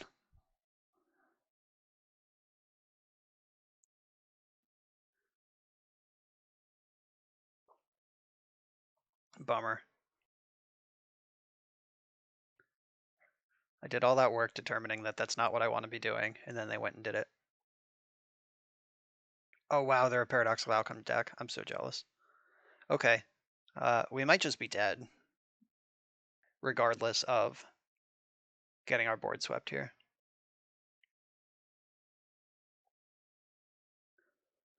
This deck is going to be kind of challenging to play against, I think.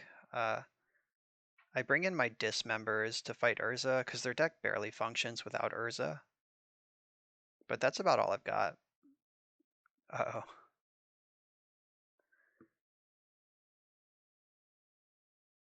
Alright, so they're getting the first crack at this. And I know they have the explosives, so like most of it just doesn't even matter.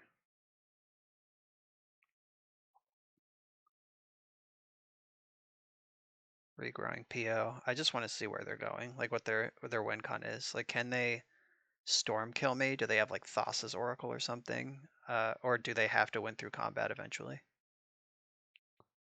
It shouldn't be difficult to do that with the construct. Like, if they do have any cryptic commands in the deck, they should be able to find them and tap my squad. This engineered explosives is pretty weird for them too, though. Because that's not the game either of us want to be playing. And they kind of have to do it. Because if they pass the turn and with my 4 extra mana, I might be able to get them with Karn. But if they do it, it kills their construct and all their servos and a bunch of their mana sources.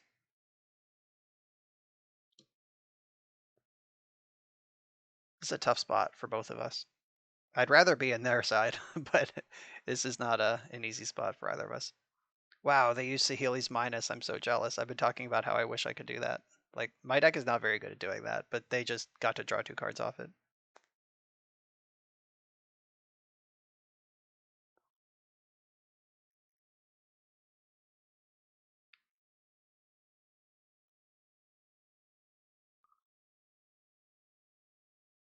Seven mana, 2 of it's white. Do they have Approach of the Second Sun? That would be a sweet win condition.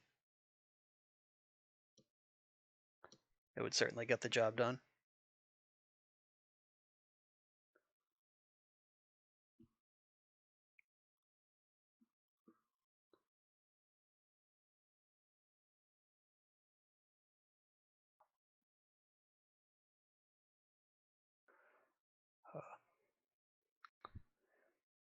I lost my win in to States top 8 when Modern Horizons was the new set.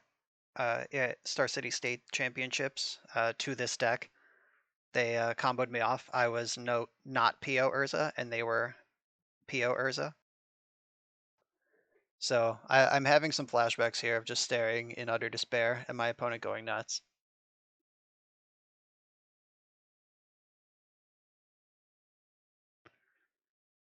with Sai and Saheeli, most of their artifacts net them mana.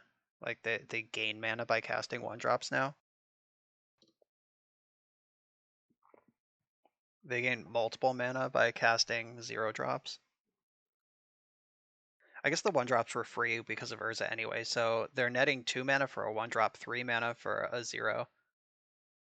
Do you like Black Lotus in your modern deck? My opponent does. And they basically can't run out of gas either. They have 3 Witching Wells. They have Saheeli that can turn a servo into another Witching Well. And they have Sai that can sack artifacts to draw cards. Alright, they popped 1 Witching Well. They've only cast 1 PO. Okay, now I'm dead. So they can bounce a servo, PO pick up Teferi, bounce another servo. Alright. I just wanted to see a win condition. I'm not going to make them do everything. That was close. They had a pretty strong combo finish there. But I was on the verge of comboing too, so competitive games. All right, my dismembers are coming in. I don't think I want the Veil of Summer. And I don't think I want anything else either. Engineered Explosives is kind of mutually assured destruction, though they do have Teferi and Saheeli that I might need to respect. I think I have to keep in my Paradox Engines, because they have the paradoxical outcome, and we're just in a pod race. So I think I am going to shave the 2 of the explosives. It hurts me more than it hurts them, which I'm not excited about in this matchup. Like, if I engineered explosives, they're 0s, they lose, like, a couple random shit, but I do so much work to turn my cornucopias on. And they're so essential to my plan also. Like, I need to bridge cornucopia into Urza before they explode me into the Stone Age. That's also a reason explosives... Oh, they have me kind of in a pinch, because if I diversify onto multiple cornucopias and chalices, then explosives clears me out, and if I try to pile it all on one, they have Teferi that can blow me out. So this is bad news bears, either way. Yeah, we've both decided to sleeve up the mightiest creature in Modern, Urza himself. God, I love this card. I don't even mind losing to Urza, as long as it happens in a cool way. And my opponent certainly came up with a cool way to do it. I was like, I have a bunch of mana and Karn in my hand. Your move, sucker. And they were like, you're dead. So this is a turn 3 Urza. I'm actually going to keep this. Like, the whole ramping business with the cornucopia and stuff, I think in this particular matchup on the play, I think just having Urza Lord High Artificer in play is more important than most other things. I am willing to bet, though, that they have Mystical Disputes in their deck, and I don't. Just seems like a card they would play. And it's a good card, for sure.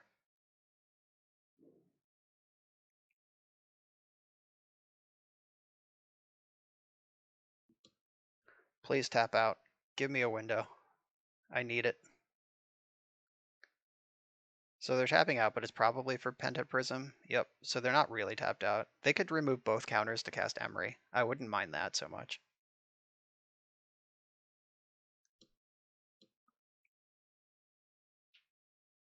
Chalice on 0. Okay. I don't like that. Okay, remove 1 counter to cast Emery. That makes sense. They milled an Urza, 1 down.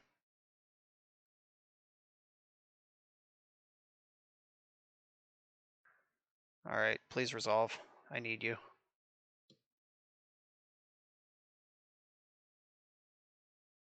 Alright, it's in there. Like swimwear. So I can play Cornucopia and then cast Chalice on 0, or Chalice on 1, like hard cast Chalice on 1. But then I'm getting wiped out by Engineered Explosives. I'm gonna minimize my exposure to explosives here.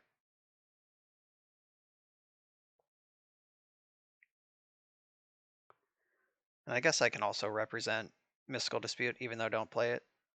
They don't know that.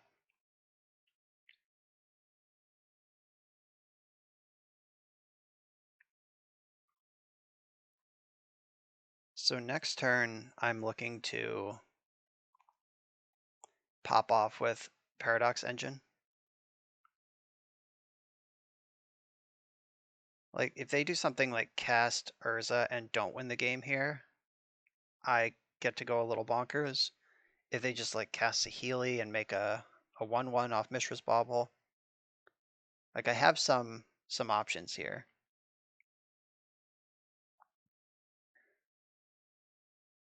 And I really like not running out these extra zeros into Engineered Explosives. Like I could have, like this is tempting. Like you might want to clear this out with explosives, but you lose Everflowing Chalice also. Like I lose. I'm just ready to unload if they commit to a EE line.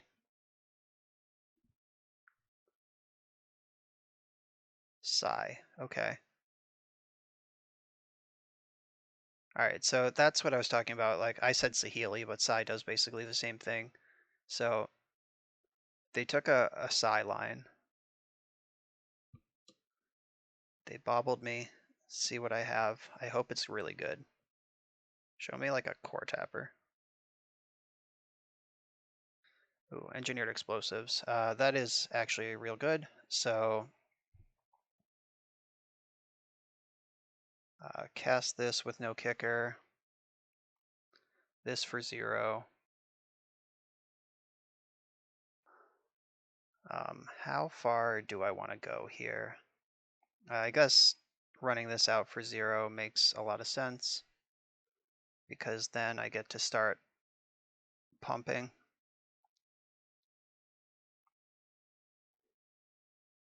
I have the Ancient Stirrings to keep the party going.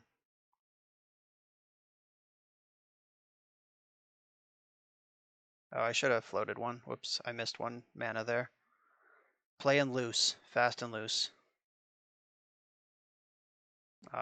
None of these cards are helpful, but that's okay.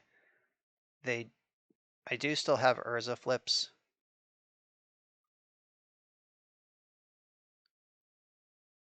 Actually, Surge Node is pretty good here. It represents a whole lot of mana. I'm pretty sure tapping it for blue is better than... hold on. Yeah, tapping it for blue is better than charging up my other things, as long as Urza's in play. So I have 3 Urza flips lined up here. I guess it's just 2. Hope one of them hits. I haven't played a land, so I'm actually good regardless. Hello. That's a good one. Okay, so they're dead. I just need to wish for the statue.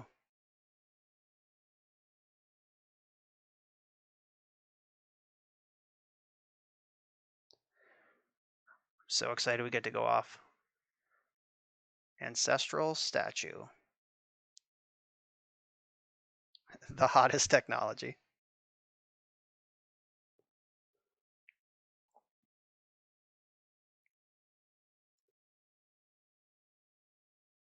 Yeah, so now I just generate infinite mana. The game would already be over in real life, but this is Magic Online, so we have to keep clicking. So eventually I'm gonna cast my deck, find another Karn, and get Walking Ballista.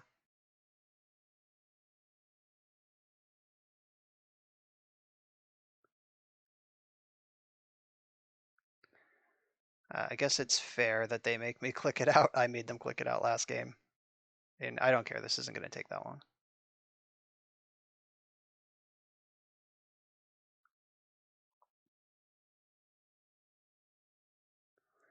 Yeah, pretty stoked to actually get this combo off in a game.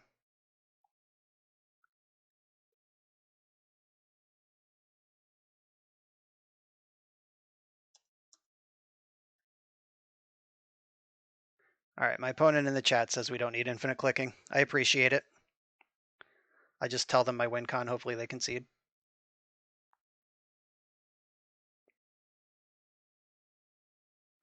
All right, appreciate it. I don't mind being made to click it out, but I appreciate when they don't make me do it. So, yep, that's the combo. This league is going so much better than the last one. My God. All right. I like what I did there. I don't think any other sideboard plan is better. Yeah, it's just a race to some sort of game controlling 4-drop. Like they're big. I was on the play, so I got to Urza on the turn that they had to Sai, and Sai is not Urza, not even close.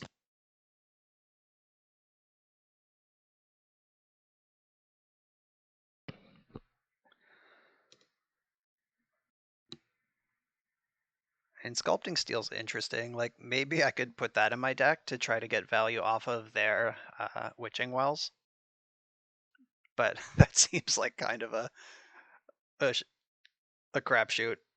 I'm not actually going to do that. Though it could come up that wishing for Sculpting Steel is the right play somehow. I've literally never seen this card in my life until I saw Jacob post this list, and now it's my favorite card in Modern. I love a good engine when Urza can actually go infinite rather than just high value.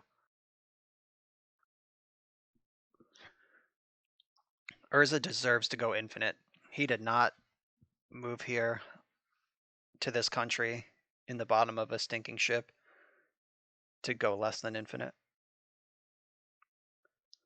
So I don't have a payoff. I have the ramp to get a payoff, but I don't have the payoff, which is kind of dangerous. I'm actually going to mulligan this. All right, so much better. I'm going to bottom. So it's either Surge Node or Waterlog Grove, I think. All right, I'm going to dump Surge Node, actually. Like, I think I can use this explosives defensively since I'm on the draw. Like, in a way that I can play around it and they don't. And if I just hit my land drops up to Karn, that could be pretty good. As we'll see. Like, some of their draws just barrel over Karn, and some of them absolutely fold to it. And we'll see what half of the deck they have. I'd really like to draw one of my Dismembers. Dismember on the draw is probably one of the best cards you can have in your hand. Because they're going to get the first look at a 4-drop.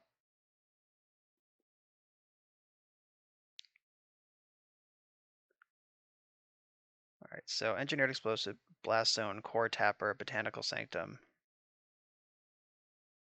Core Tapper doesn't actually do anything here, so I'm going to get the Blast Zone.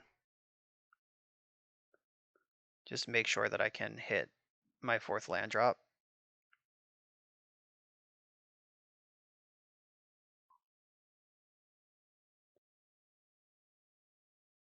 And Blast Zone is a land that might interact with some of their stuff. Like getting Botanical Sanctum is cool because it turns on my colors painlessly, but ultimately I think that's less good than getting a spell out of my land.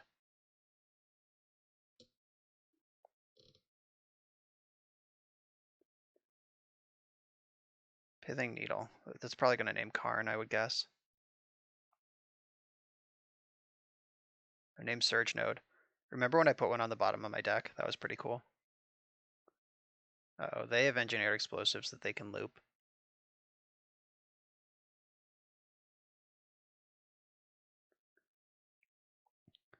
Cornucopia, Paradox Engine.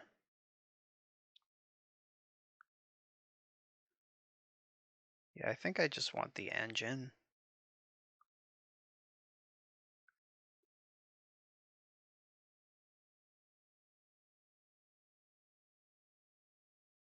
Yeah, and I'll just play the blast zone that they know about.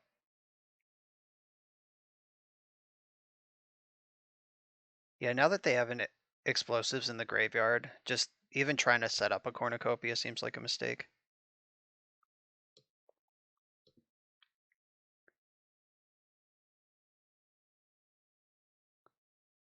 All right, so here's Urza. They'll probably just run out the engineered explosives from their graveyard as a Mox.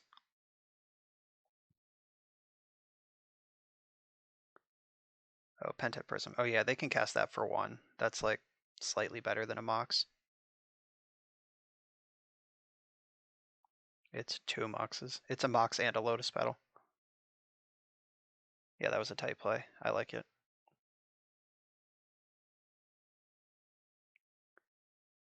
Oh god, you also have to ferry, you monster. Alright. Fine.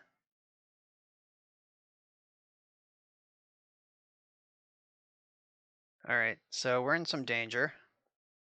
Let's draw a Dismember right now, off the top. Dismember. Okay, so I can explosives for 1, which kills Pithing Needle and stuff, but it all comes right back. Explosives for 0 at least kills the construct, which is the biggest threat right now. Cornucopia, Chalice, Botanical Sanctum.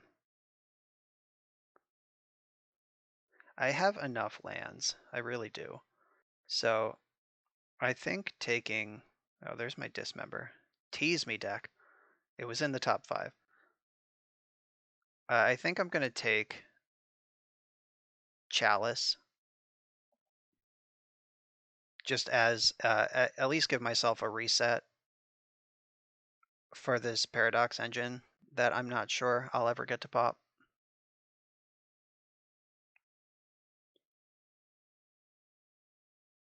I'm just going to bust this immediately, take out the big threat. They can bounce Urza and replay him, which is pretty brutal. They just get their construct back, and they get to draw a card. And I would prefer that to them like top decking Paradoxical Outcome, which they could also totally do.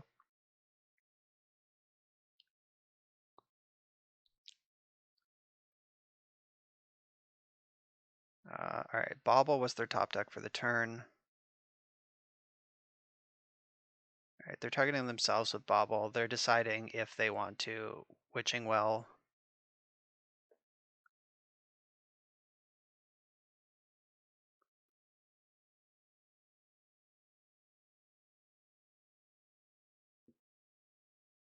Alright, hit a land. Love it, love it, love it.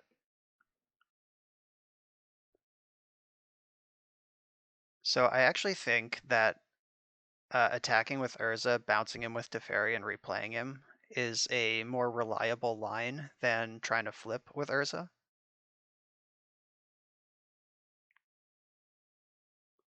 And obviously hindsight's 20/20. I probably would have just flipped too. Who knows?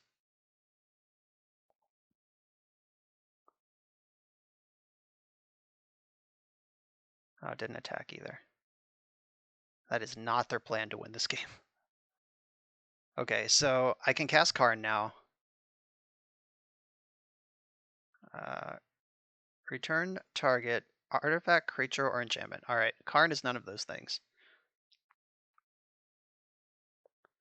So I'm definitely casting Karn.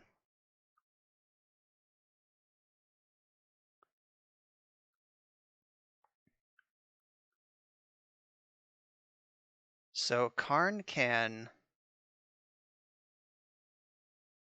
I could get Tormod's Crypt, which will at least slow down Emery. And they can only attack him for 2. So I think I am going to make that play.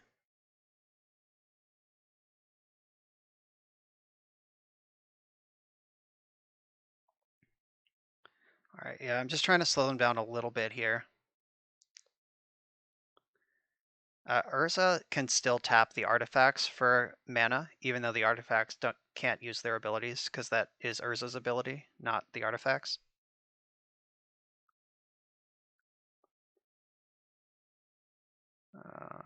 Bango.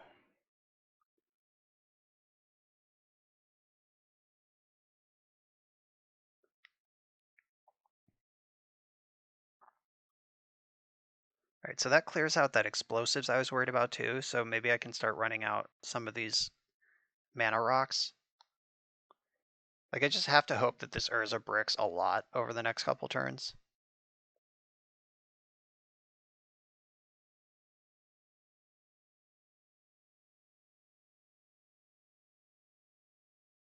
I'm still pretty convinced that bouncing Urza to get a fresh construct into play would have been the strongest line.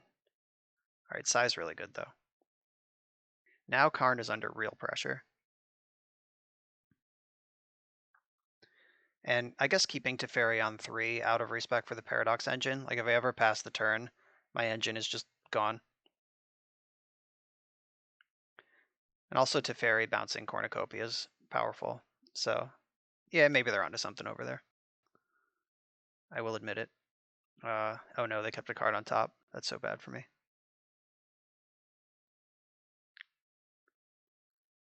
They cannot sack this to draw 2 cards because of Karn, so I'll take that. They can still draw a card with Fiery Islet or Waterlogged Grove. So if they draw a card, they have exactly 4 mana left to start the PO train, and they can PO a few permanents here. It's not a huge one, but I mean, it's something. Oh, the PO is already in hand. Fuck me. All right. Let's see if they can beat this Karn. Yeah, there's no construct to attack me to death this turn.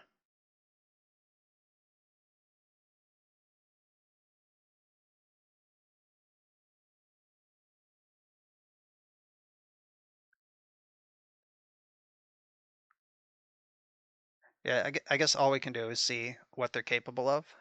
They might just present a bunch of Thopters and pass the turn.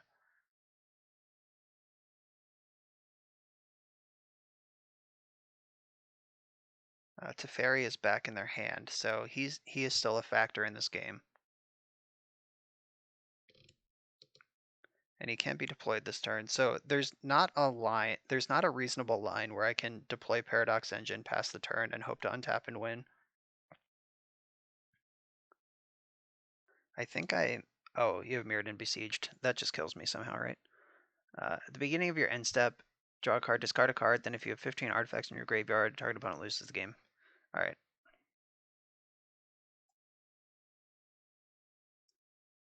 Yep. I am convinced that they will be able to get 15 artifacts in the graveyard. That's also really smart of them to bait me with that Emery at the start of the turn, because I started the turn with Tormud's Crypt in play, and this card cares about the graveyard. But they have Teferi. They could have bounced this a number of times. Alright, yeah, that doesn't really matter. Yeah, just I came up slightly short in the battle of Urzas. We each won the games where we were on the play, I think. I forget who was on the play game 1, but it was a tight battle between honorable combatants. On to the finals. Right, we're on the draw here in the last round, and I do have half the combo and stirrings. I'm going to keep this. I would like another land, but what are you going to do? Oh, basic plains is not what you want to see when you keep these hands that are mana tight. Drew a land right away. Let's find a Surge Node or Cord Tapper here. Then we can pull ahead of Thalia.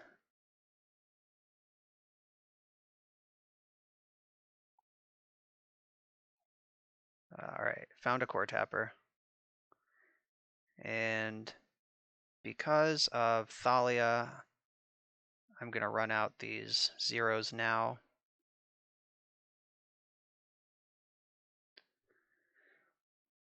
I ran out both, so they can't like get me with Phyrexian Revoker. So running them out on my turn plays around Thalia, running out both of them plays around Revoker. Running out both plays straight into Stony Silence, but I can't beat a game 1 Stony Silence, are you kidding? I guess Saheeli would have to carry the day. And those core tapper beats.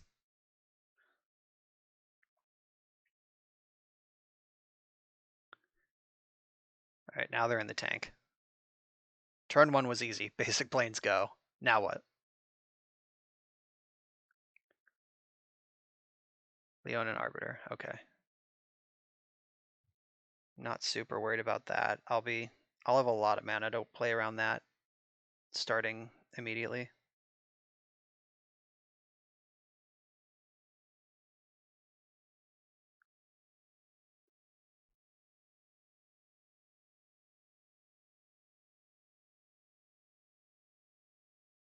So if they go for a Ghost Quarter, I can core tap and pay the Troll Toll. Alright, there's the Ghost Quarter.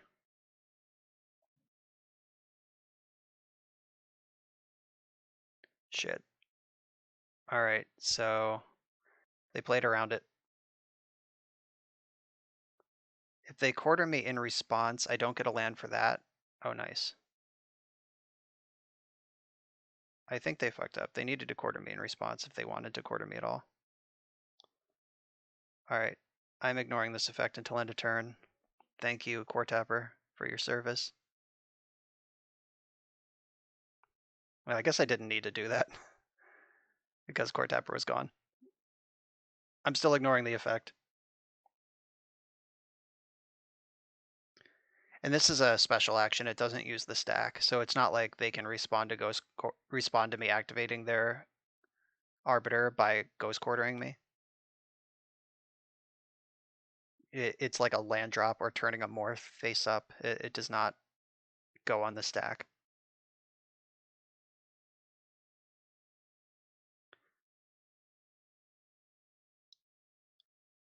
Alright, so I can Saheeli next turn.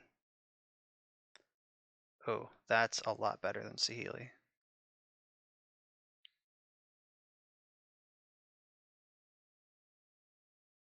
Blue.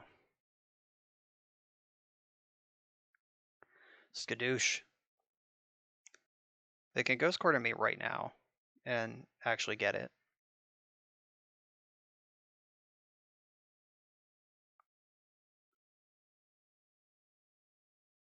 I kinda hope they do. Like, we're at the point of the game where my hand is such that I kinda hope they restrict their options more than I'm worried about them restricting mine. Like, I have a Cornucopia on 2 and Urza's about to resolve, so just hitting me with a single Wasteland is not particularly harmful.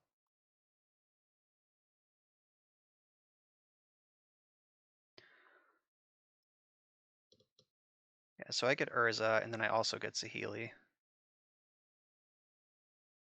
I could leave up mana to play around Path to Exile, but I mostly don't care about that right now.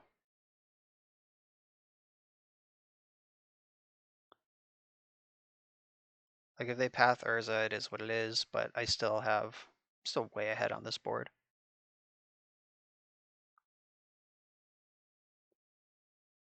And I'd certainly prefer to have Urza, so I'm glad it didn't get pathed, but it's not a big deal. Field of Ruin. So they lose the land too. Neither player can search libraries. This card was designed back in the day when effects like this were symmetrical. None of this War of the Spark business where everybody just is affected by their own stuff. For what it's worth, I think using Field of Ruin at this point to try to control my mana is insane. Alright, that card's pretty good though.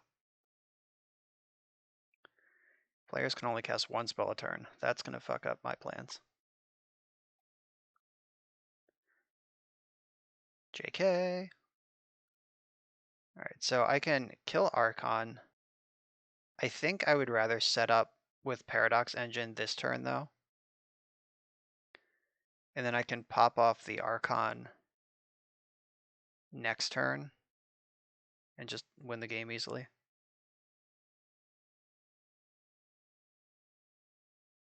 I also get to bash for 5 here.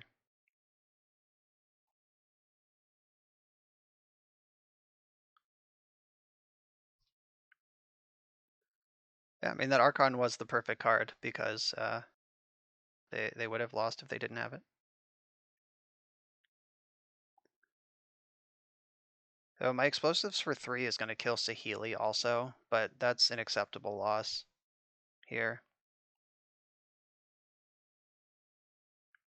And I am holding up 2 mana between the servo and the engine to ignore Arbiter if I need to. All right, blinking that is one way to go. I would have blinked Cornucopia, but I guess that makes more sense. Like, that card is actually killing you. They probably think they're pretty safe behind this Archon.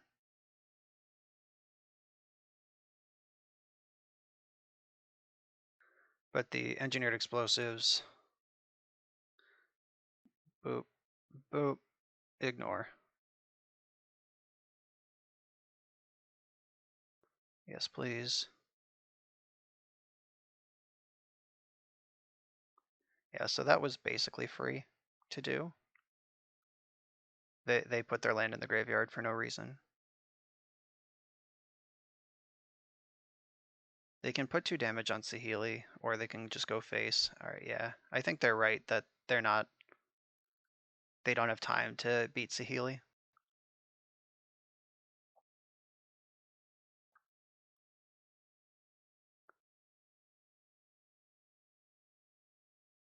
Okay, so black, blue, blue, blue, just something else, green. Sunburst is 3. Stack it like this so I get an extra blue mana.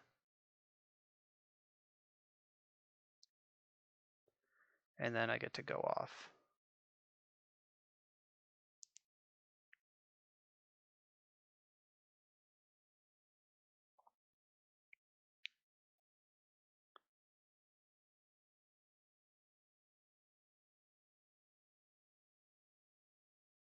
I don't think there's a reason to Saheeli. Artifact becomes a copy of another target artifact or creature you control. Yeah, all of my good artifacts are legends or require extra help. So that's a no. I'll just float, float, float. I don't need to be floating with all of this, but I'm doing it anyway. All right, so bust this,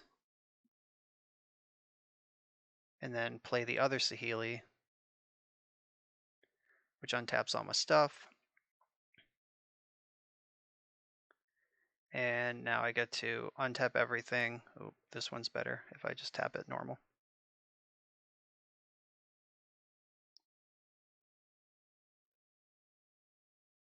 Do I cast this for 3? Yeah, I think I do.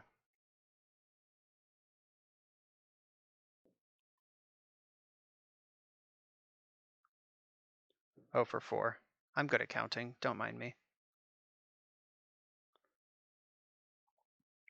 Yeah, so I think that'll pay off more this way. I get 2 Urza flips.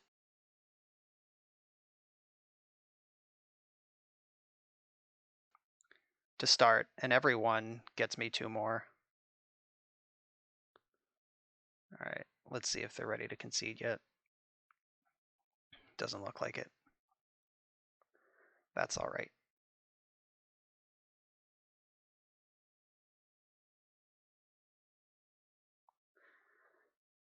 I don't think they can win this game. Even if I don't like go combo all the way off here, I think I just can never lose to Death and Taxes from this position. It's mostly the clock that I need to worry about. I'll just leave that land over there. I don't know if I need it yet. Engineer explosives, surge node. Seagate restoration, hell yeah. All right. Node, let's go.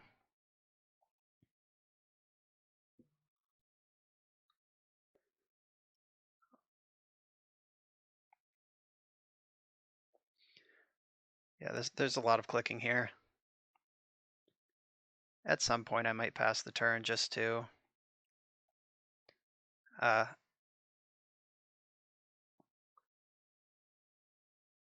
all right, there we go. They conceded. Yep, they got bored. They can see that the writing's on the wall. I'm gonna just draw a million cards and flip my whole deck at this point. Comboed off successfully. All right, so we played against Death and Taxes once already. We had a really great match against them. I came out just on the correct side of. The dismembers I liked. What did I like less? I think I cut an engine and one of the explosives. And that's what I'm gonna do.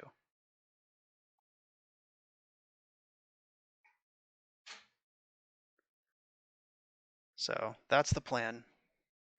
Just dumpster them quickly.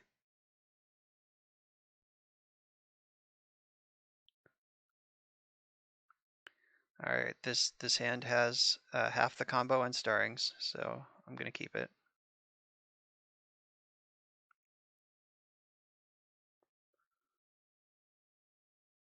They had the stepmother.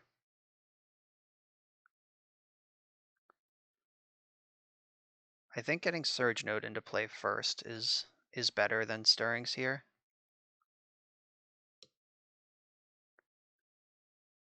Oh, maybe not. If they have turn 2 Thalia, this line is worse. If they do anything else, it's fine.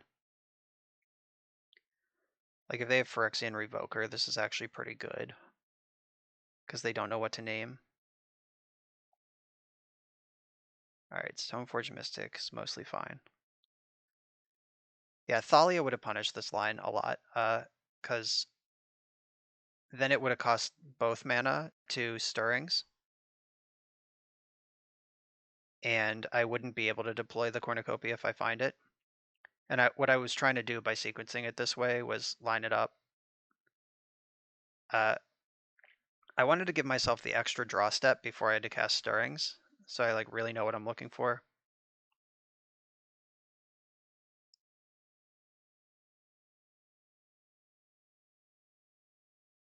Uh-oh. Looks like I missed. I think Paradox Engine is what I want to get here. At least set up for the combo.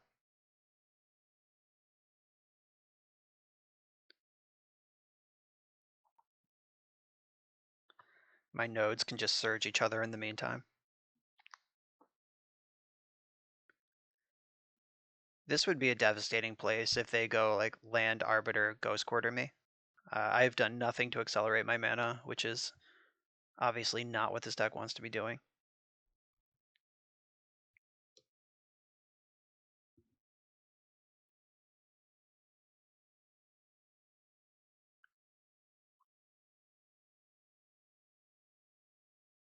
I have this blast zone that might do something at some point,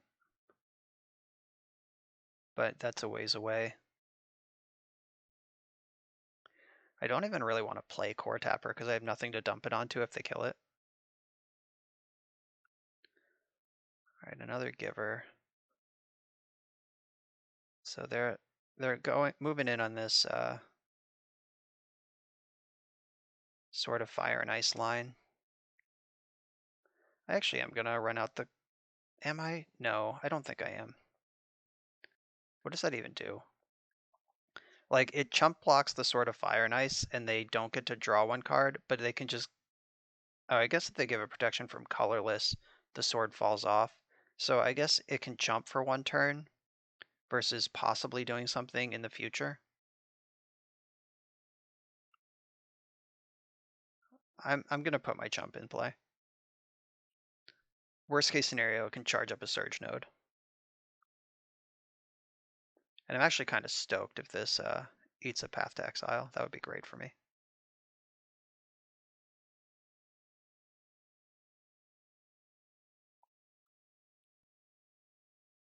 Yeah, missing on that Ancient Stirrings is just brutal. All these Surge nodes just sitting around here doing nothing while they pull ahead with their white weenies.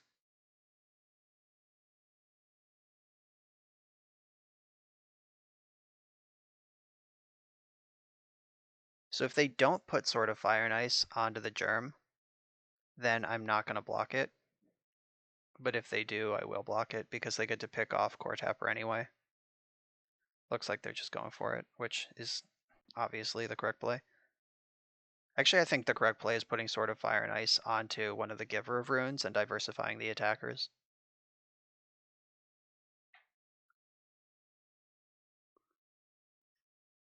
That's what I would do. Oh no, they know about Death and Taxes. You always root for your opponent to just fuck up a little bit, but this one doesn't want to.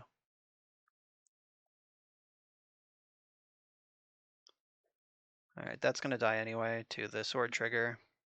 Might as well charge up a node.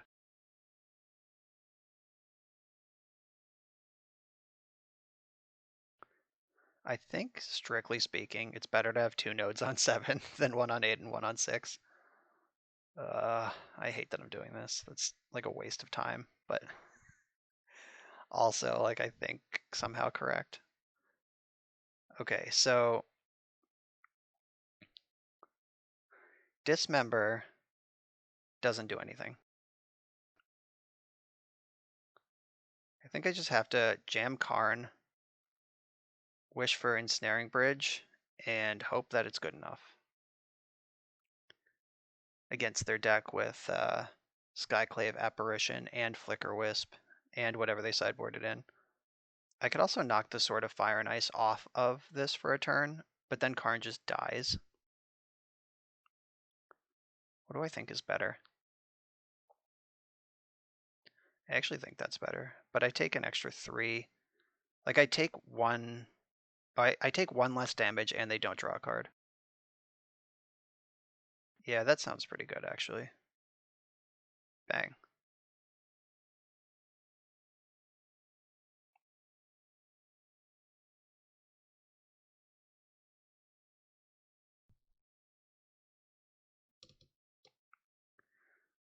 Okay, so there's that. I'm gonna lose Karn this turn, but I'm just treading water at this point anyway.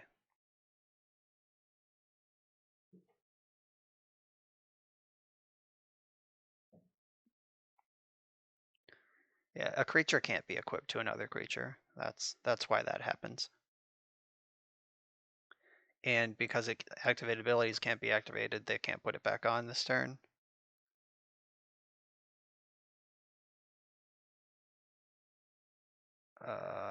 Yes, please. I have a lot of those actually. Wow, now Dismember is online. That was a crate. Oh no, they have multiple Giver of Runes in play. I got so excited, but it doesn't even matter.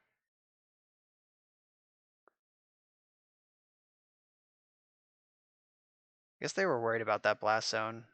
Yeah, that's true. Next turn I could Blast Zone away the Givers and then actually Dismember something.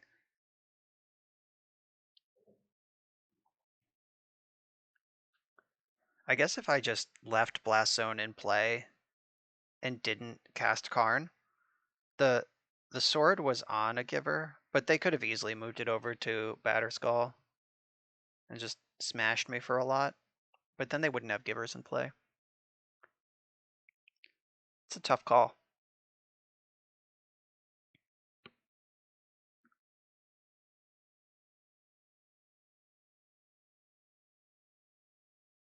Are they attacking with everything? Oh my god. They're gonna attack with everything, and I'm gonna get to keep Karn as a result. So they tapped out of the Givers. Yeah, I think I just kill Sword of Fire and Ice.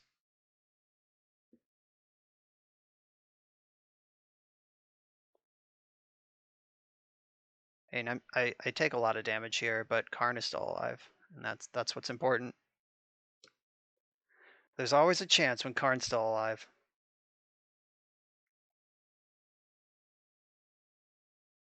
I'm not even sure if that's a true statement. They have so many answers to an ensnaring bridge. Is there something better? I'm 1 mana short of Wormcoil Engine, which would be the dream. I guess I can get Engineered Explosives. I could get Walking Ballista. Do you use charge counters? No, +1/+1 counters. I got so excited for a second. Ballista, not super helpful.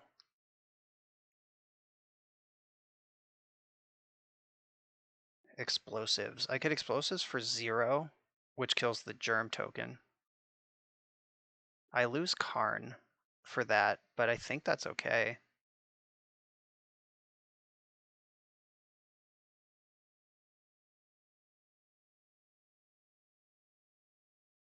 So is Ballista or... Oh, I could Sculpting Steel their Batterskull. Is that the line? That also loses to Flicker Wisp or... Wait, no, that doesn't lose to Apparition.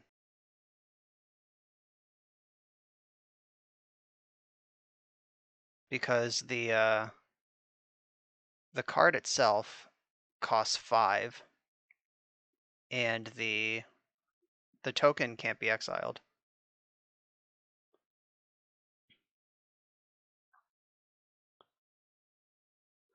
All right, there's that.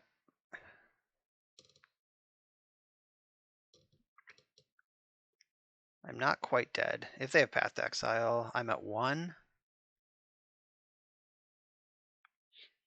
It sucks I'm a mana short of bouncing Batterskull.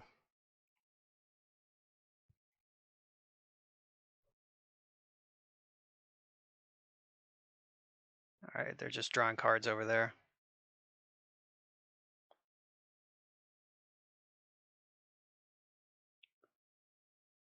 Yeah, so Skyclave Apparition doesn't save them. Flicker Wisp kills me immediately. Path to Exile is bad news. Though I do get a land off of that. I don't know, I just don't think that's likely to matter.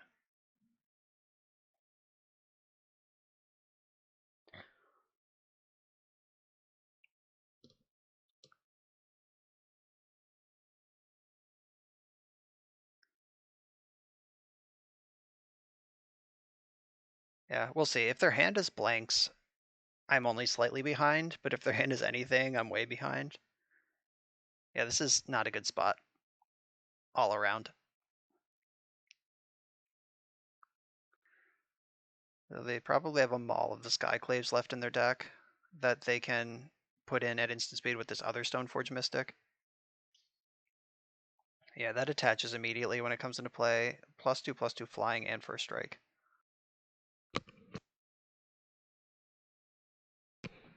All of those are scary words.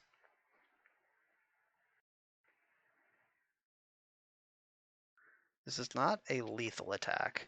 It is bad, though.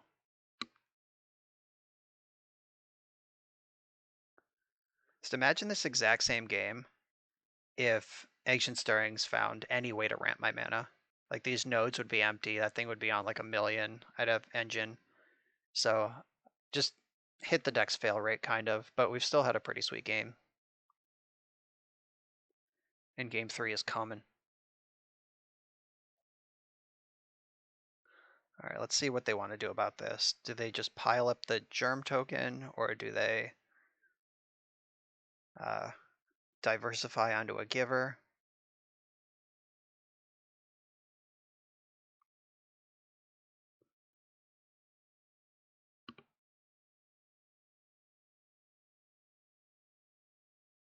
Yeah, these Giver of Runes have been brutal. So maybe that turn where I cast Karn, I should have Blast Zoned them out of the way. And then maybe this Batterskull line could have been effective. All right, so I'm going to 1 life here, or they're attacking Karn. Depends on what they value most.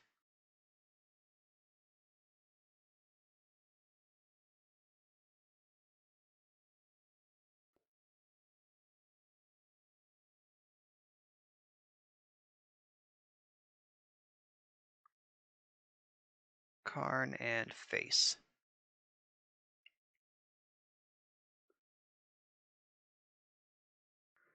This thing has vigilance, so I might as well block it.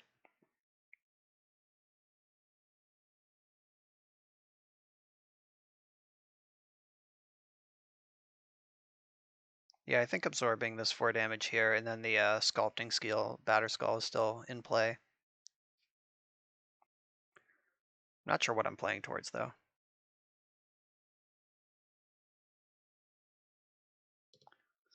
I guess Urza off the top, and then pray for a miracle. 1, 2, 3, 4. 1, 2, 3, 4. Yeah, it's not very good either way. But I will block. Oh, they're giving it protection from black.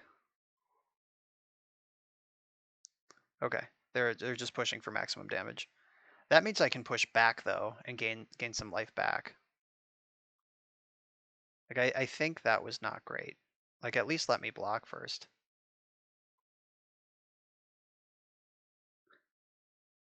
Because now I get to gain 4 life.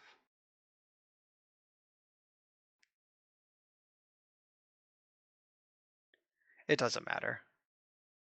They have so much damage coming in, and the givers back it up.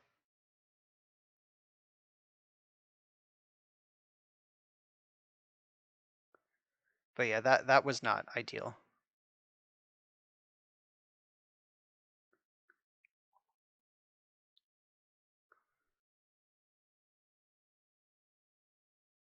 Yeah, at this point I just want to see how they play this, and then I'll probably just concede.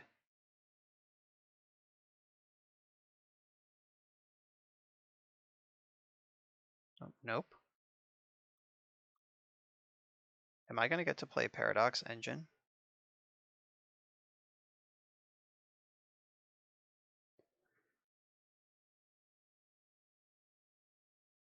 Okay, so I am dead in a variety of ways. I'm just giving them a chance to miss it.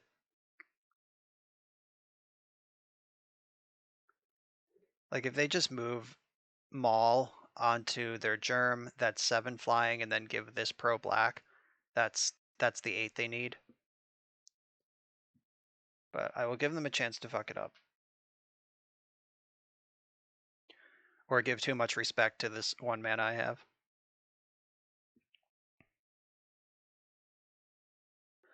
Surge Node. This card is embarrassing when it has nowhere to put its nodes. Nowhere to surge to.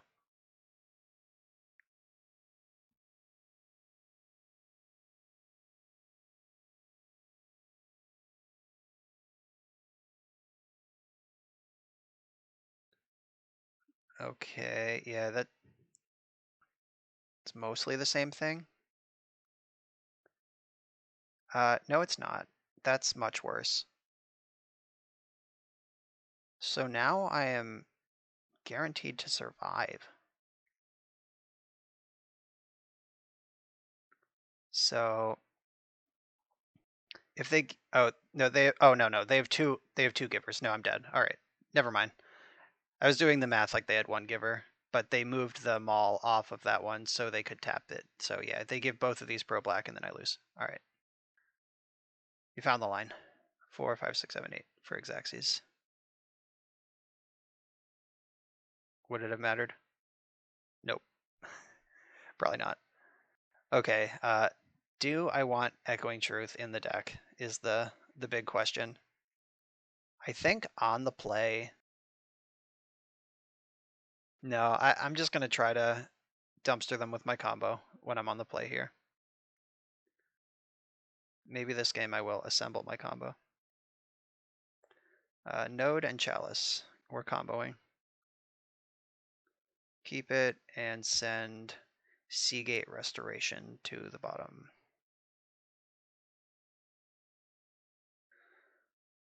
So this. I don't need to respect Thalia when I'm on the play, so I won't.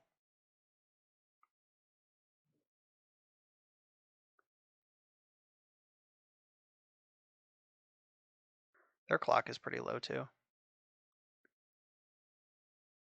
Somehow I'm miles ahead. All right, so we have the turn 3 Urza here. So I kick this for 1. And then I can use this mana to node it up to 2, if I so desire. And I probably do. Like, unless they play like Phyrexian Revoker, but even then I think I still do it.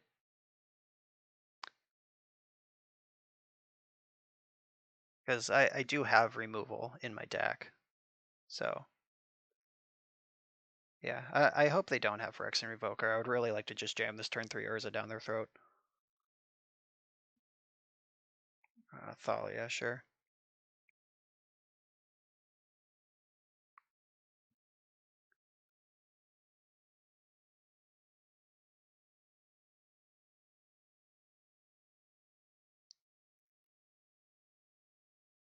Alright, we're untapping into 5 mana, plus Urza brings 2 more.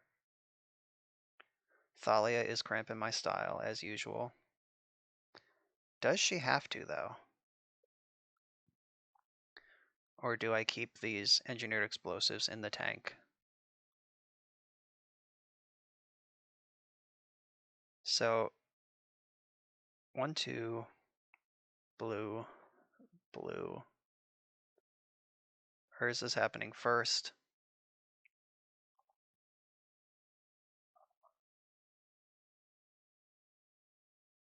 And then I can, this is a cool trick. Pay attention, kids. You announce Chalice for 1, but you pay 2 for it for Thalia. Or wait. That's not how this works. Oh, yeah. You announce Chalice for 1. X equals 1, but I'm paying 2 colors of mana, and it ends up arriving with as a explosives on 2, even though I announced it for 1. So it's like Thalia is not even in play. Ba-ba-ba. And that can double up and kill an Arbiter, Stoneforge Mystic. A lot of their better plays. It does not stop the dreaded Skyclave Apparition, unfortunately.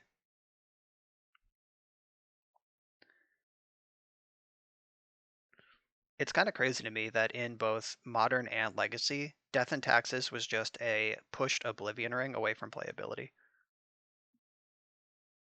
Like, Skyclave Apparition is just Oblivion Ring as a 2/2. Like, it's a little...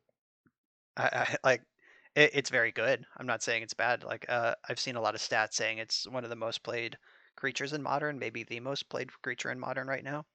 And it is very good. It's just, that just goes to show like how close to bananas Oblivion Ring was all the way back in Lorwyn when it was first printed. It just needed some stats. Who knew? So my plan here, I'm probably going to pop Engineered Explosives in the end step so I can untap without the threat of Thalia. That doesn't kill any of my stuff. I have 4s, 1s, and 0s.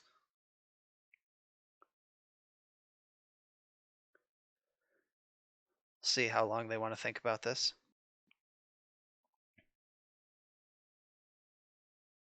They're under 5 minutes on their clock, so they can't tank forever.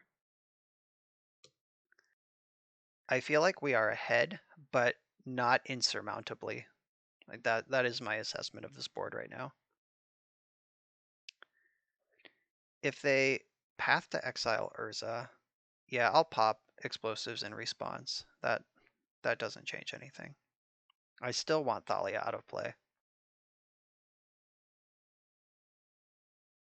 And this Saheeli, if I can find like anything to go with her, she's gonna do some fine work.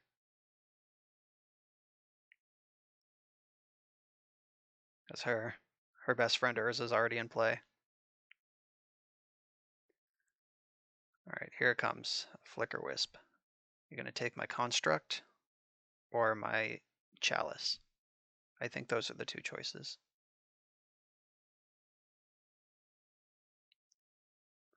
Unless they're up to something where they want to flicker their own planes, assuming that I'm gonna kill Thalia.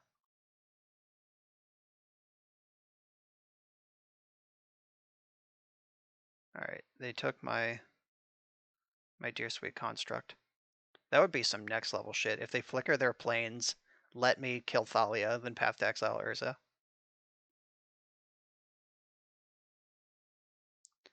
Alright, Thalia's dead.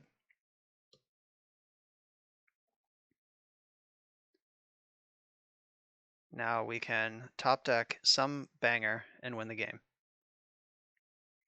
Maybe Paradox Engine? Is that good here?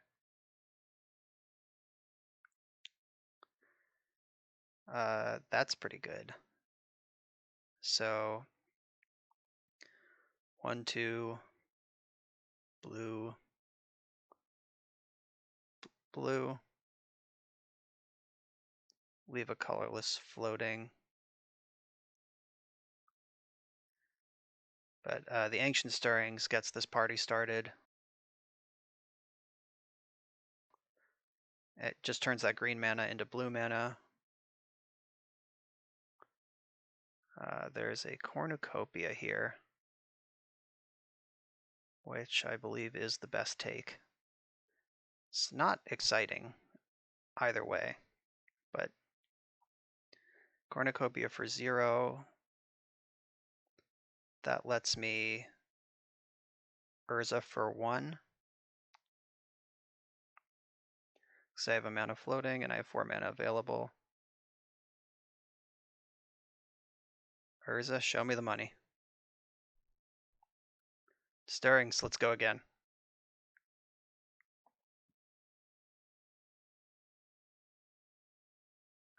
There's an Everflowing Chalice and another Cornucopia here. Yeah, and Cornucopia is still the take.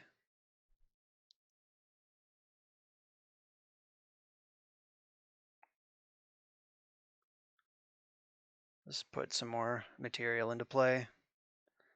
Unfortunately, the party's over for this turn. And I am all in on this Urza right now.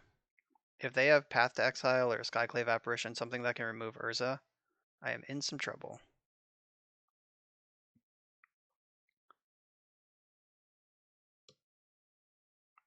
Speaking of. Alright, so we're going to need another juicy top deck here. See if they dedicate any energy to Saheeli or if they just go face. I think with 2.5 minutes on their clock, they kind of have to go face. They agree. Alright, come on, some banger. Let's win the game. Blast Zone is not the worst card I've ever drawn. I can get that up to 3 this turn, and then clear out all their shit next turn.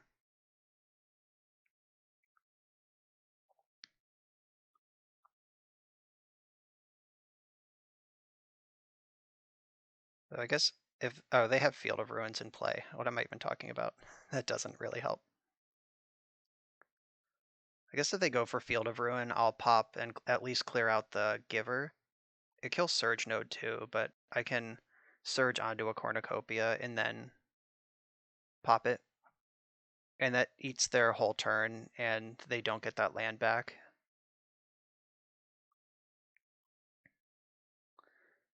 They could also wait for me to try to charge it. Okay, so Surge over here.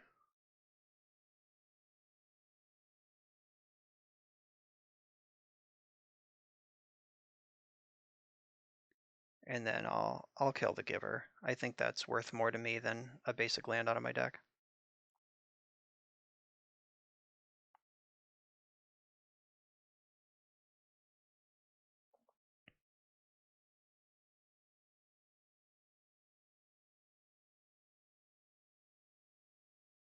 They have all these Fields of Ruin also. Like, so yeah, that I was never going to get up to 3 with that.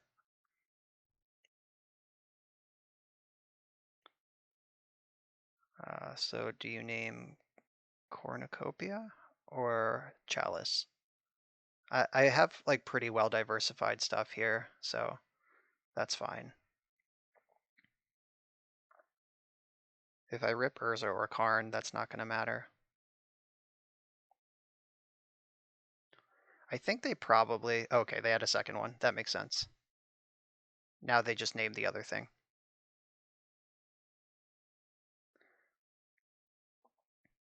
All right, so engineered explosives, probably my best draw here. If I play that on 2, clear out these revokers. That is not my best draw.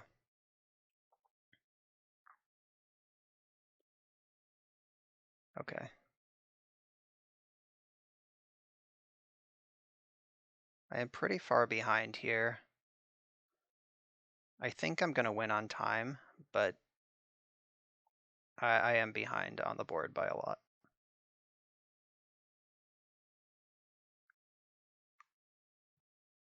If they make another Flicker Wisp right now, another flyer, I could actually lose this game.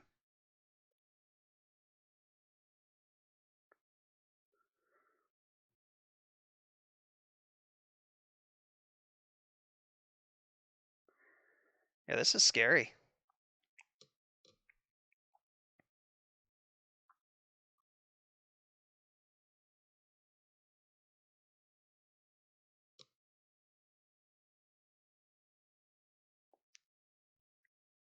I think they have enough time to beat me.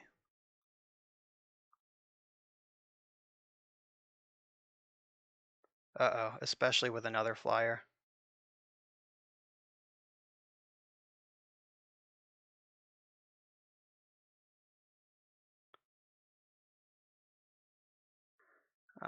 Turn this into one of these.